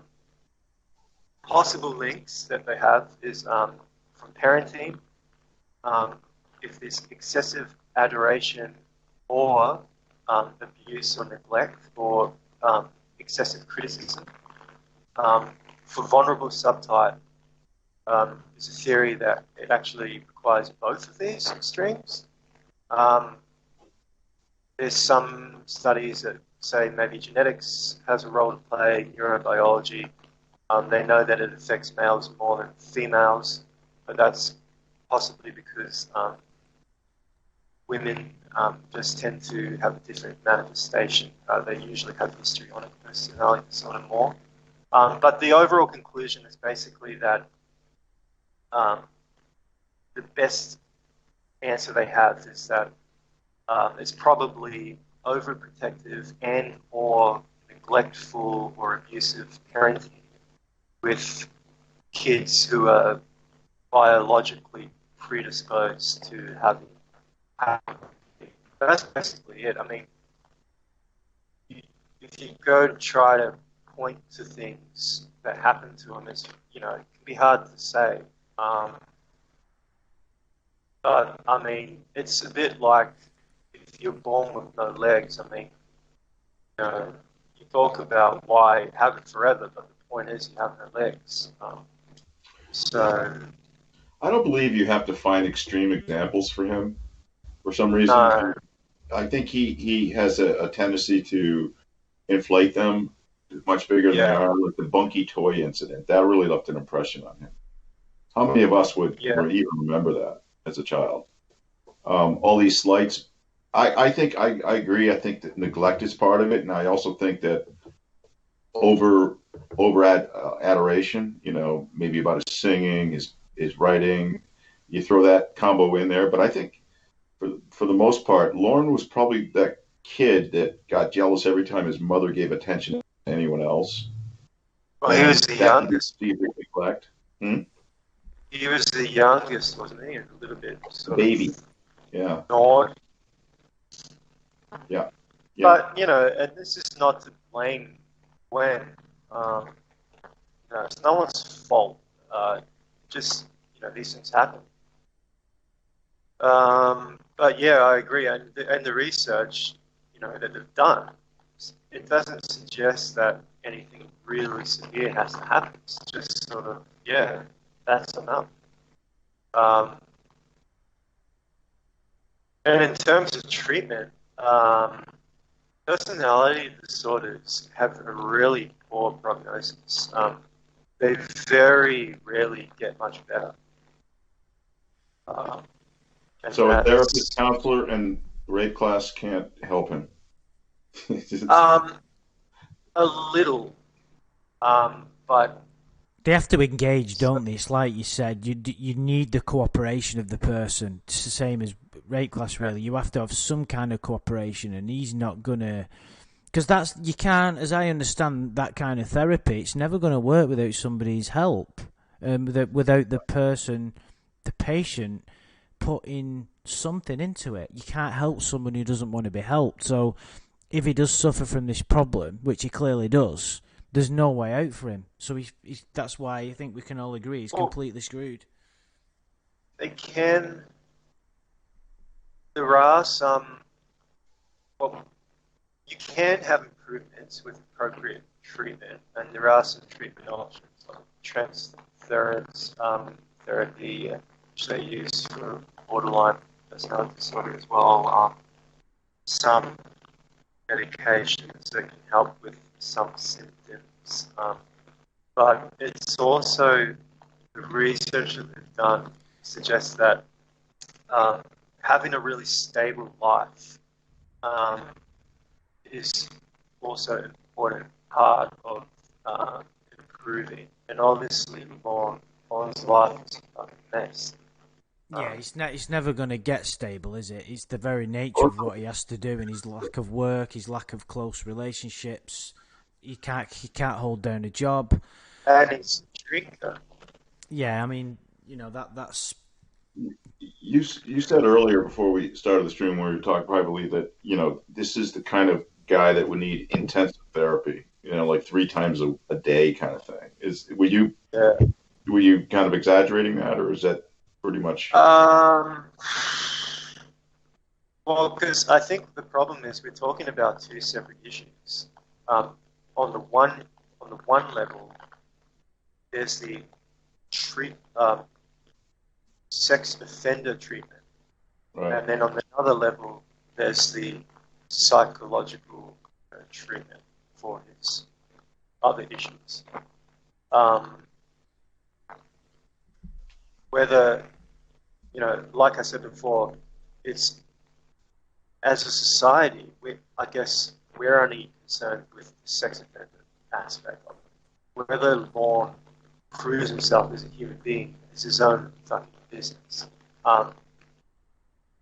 And the rape class is specifically for treating that sex offender aspect. It's not an appropriate place to deal with individual psychological problems. There's one-on-one counseling. That is a better place, but it would be so hard. I mean, the fact that we even can say these things about Lorne and come to these conclusions is because we've listened to him on all these phone calls and everything. His counsellor would not be getting even a tenth of the big picture from Lorne. That's a great point, because you attributed Tiffany's calls to him as kind of a counselling session that you were able to gain intelligence from. Yeah, because Tiffany knows things that his psychologist, his real counsellor, wouldn't know, because Lorne presents himself as a victim and only wants to talk about his mac and cheese. And that's why he came out of therapy thinking that his big problem is that he's a people pleaser who can't say no. Yeah. That was a bit staggering. That because if you remember, there was one of the calls which Tiffany, are you still there? I am. Sorry, the call that you did with him where we thought we were getting through to him, and then at the end he just said, "I know how to say no now." Right. Oh yeah. Or he denied his initial attraction to hearing about children being abused. Mm-hmm. That's when he went backwards, which is the basis, the foundation for everything. Anyway, that's basically everything. And it's pretty. He's going to be in red class forever. Yeah, I'd like to know what causes it, really. But I suppose I'd like to know more about this condition. I'm going to do a bit of reading on it myself, and maybe we'll do some further streams on it, because it is very interesting. But the thing is, though, is the people who dedicate their lives to researching that question don't have a very good answer. Right. It's just like, because psychology is a very new science. People who do hard sciences like physics and chemistry, they kind of see behavioral science as not even real science. Because you're dealing with things that are so vague and complex. It's hard to figure some stuff out. Now, in your line, do you do anything about, or do you evaluate anyone for dangerousness? I mean, are there? Maybe not if you do hands-on, but I'm just wondering, do you have an evaluation of that for Lorne? Predict? Oh, look, that is just, again, it would just be so hard to do that. I'm sure that there is some sort of field that deals with that, but I imagine that that would be, yeah, like forensic psychology. But in terms of predicting behavior, I suppose, the best predictor of future behavior is just past behavior.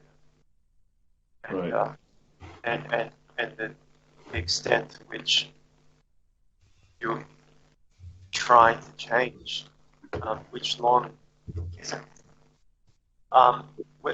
What, do I think personally? I don't.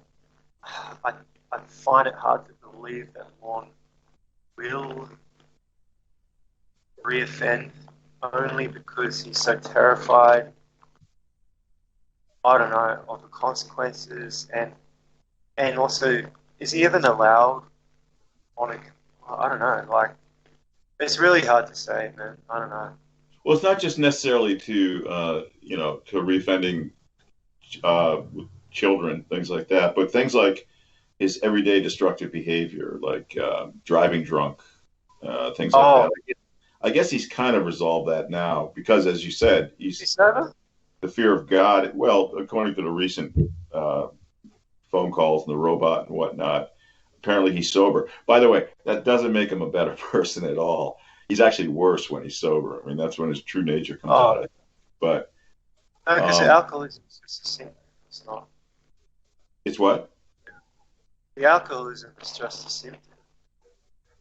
Yeah, Because that's the other thing is that the. Um, you're like, breaking up a little bit, Tony. Sorry.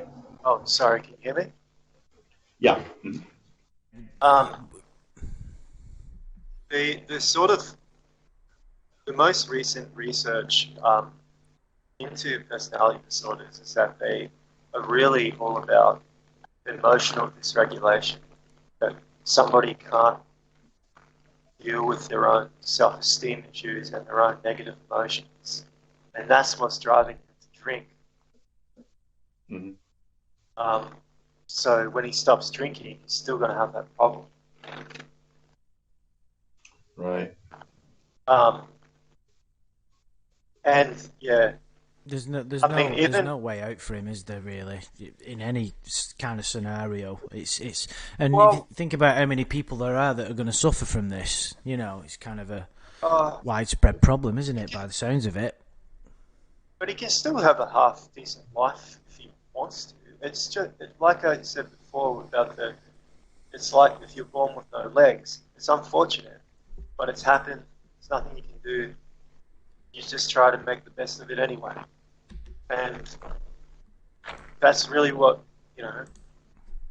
he's a sick fuck, but he should, like, I remember you and Shin were saying something about, he should just move out into the woods and just do a bit of fishing and hunting. Maybe not hunting, but, yeah.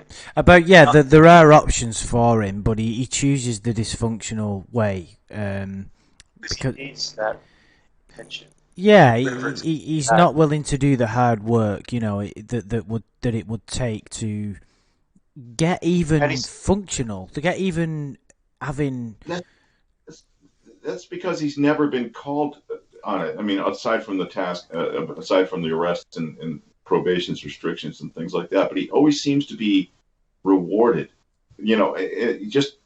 Just looking at his life, he's got a plot of land, he's got a trailer, whatever you want to think about it, but it's a lot more than most, and it's a lot more that I think that most people would agree he doesn't deserve. So, and it's like, sorry. also, it's like what, Tiffany said to him. Like, why do you pick up the phone? Why? It's because he is addicted to the attention because he needs that. Mm-hmm. Yeah. Whether it's good attention or bad attention, it doesn't matter. He needs to feel important to somebody. So, Yeah, he has no connection to the outside world. Nothing. so he couldn't go live off the grid by himself because he needs a catfish girlfriend in his life to feel special. Yeah. I guess my point was, what if he didn't have all this stuff? What if his parents or his mother didn't help him? His aunt Sharon didn't help him. He was living I under don't a know. bridge somewhere.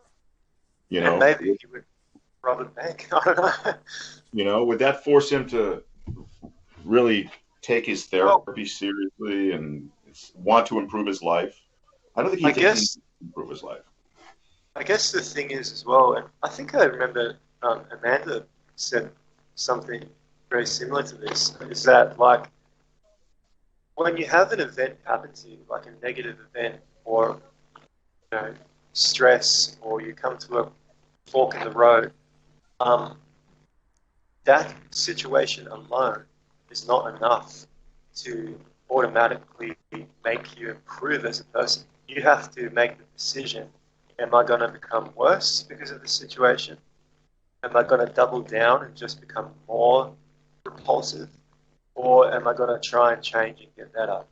So, yeah, if Lorne was in a worse situation, I suppose it could go either way, just depending on what he chooses. But just knowing Lorne, I feel like he's probably more likely to become I don't know. I worse. just feel like his life has been so enabled. It's given him no motivation to improve his I lot. think a big one is he doesn't have anybody that like, because he's not built any strong friendships and been a good person to anybody. He hasn't really got anybody that cares about him other than his mother. He doesn't listen to his mother, so nobody's been able to have a word with him and say, "Listen, Lorne, you're being a bit of a twat here.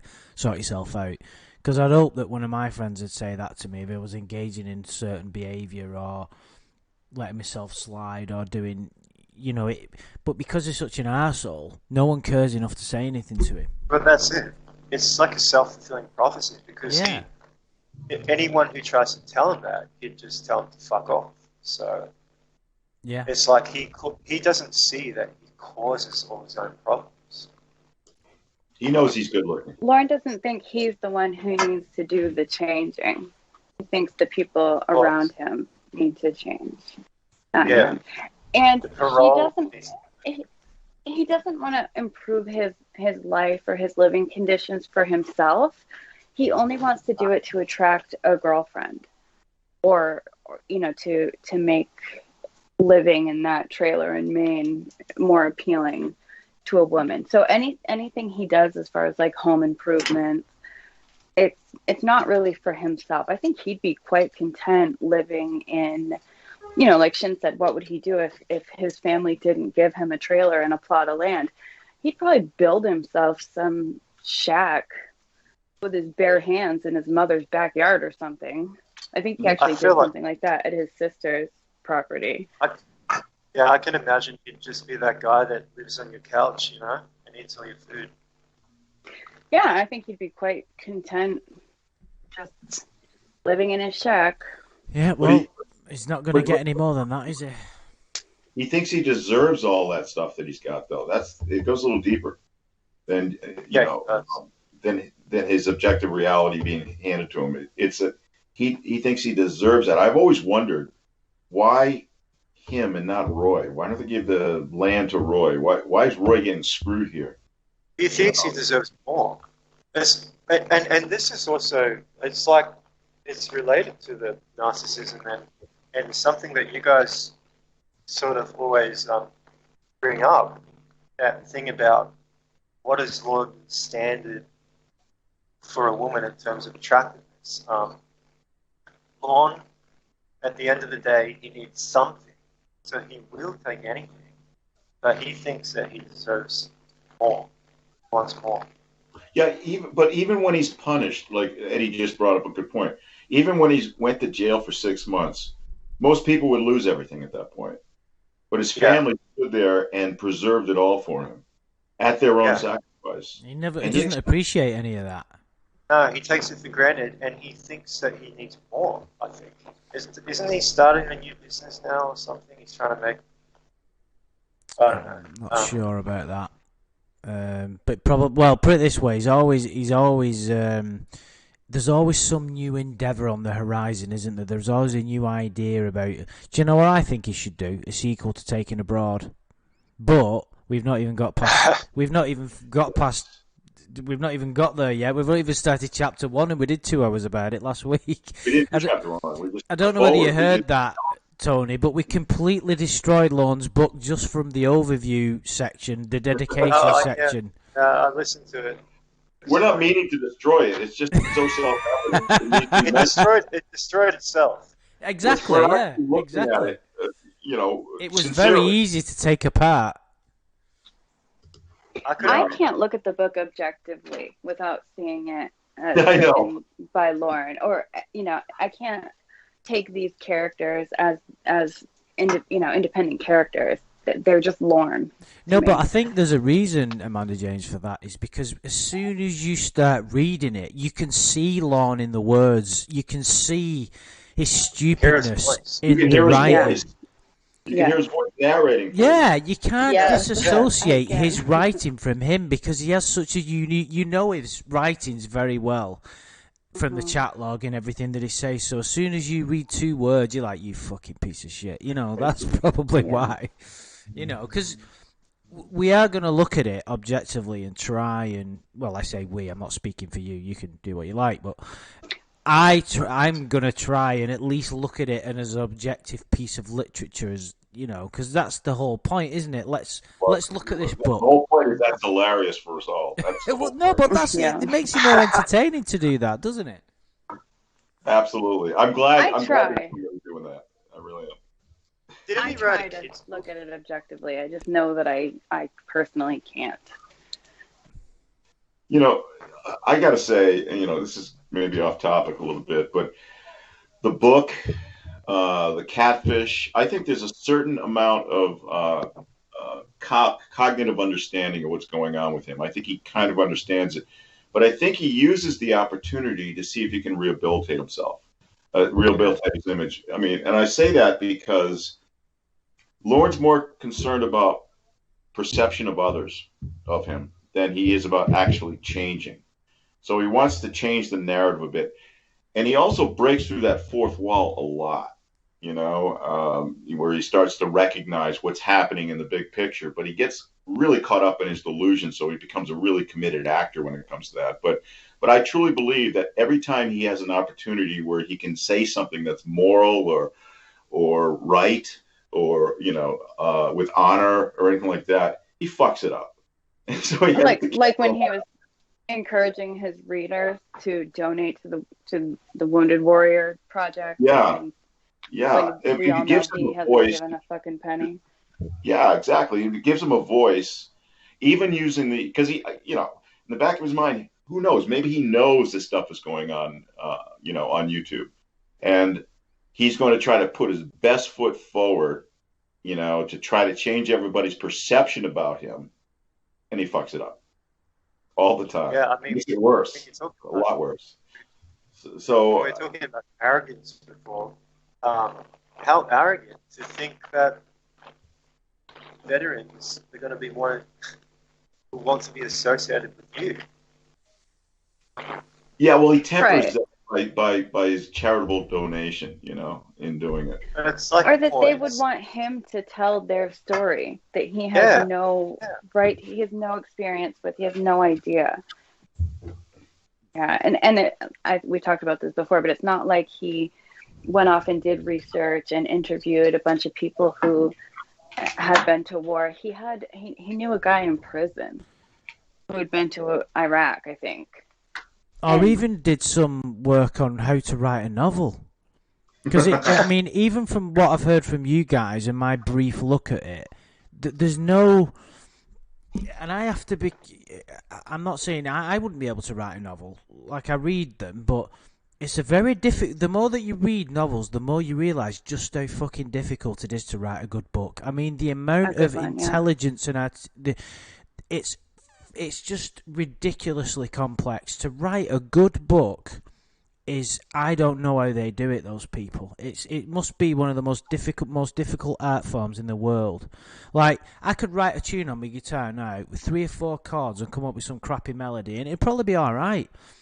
But to write a book is just super ridiculous, Here's another good example of his arrogance. that Yeah, he exactly. thought he would be able to write a good book when, most authors have years of education and, they work at it. Lorne thought he could just spend his time in prison writing a And when book you're and he'd young, be you a could, you know, if millionaire. you were 16 years old and you thought, I'll write a book, you can kind of get away with it when you're a kid because you're naive. But for a 30-odd-year-old bloke or whoever old he was at the time, 40s, it's like,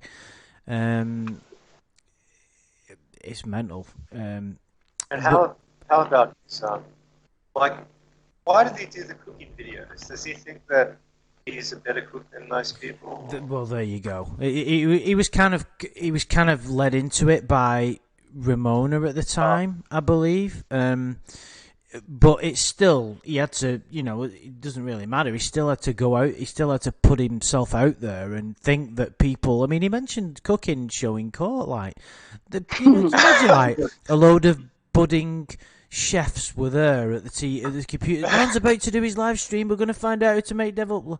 What? Well, can you not just buy a fucking cookbook rather than listen to this sex offender with a fucking shit? Or listen to someone if who Ramona knows what the fuck they're doing. He Yeah. heated up some frozen pork lip bites. Right. If Ramona wasn't vegan, I'm sure he would have done what do you call those, deviled eggs and meatballs. I would have liked to see that. Chicken pot pie. Oh, that's right. He did do that. He did do the pot pie, but he used canned vegetables. He's just lazy in the way he does everything. We'll have to do a stream and do the Lorne reality show as like we've done with the footage and whatnot. Too much. We've got too much. Yeah, I know. Yeah. It would be fun. We'll do it like one day just as a random treat.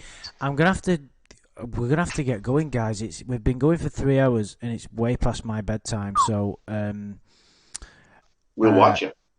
yeah. So thanks everybody for joining us in the chat. We've had one or two audio issues, but it's worked out okay for the most.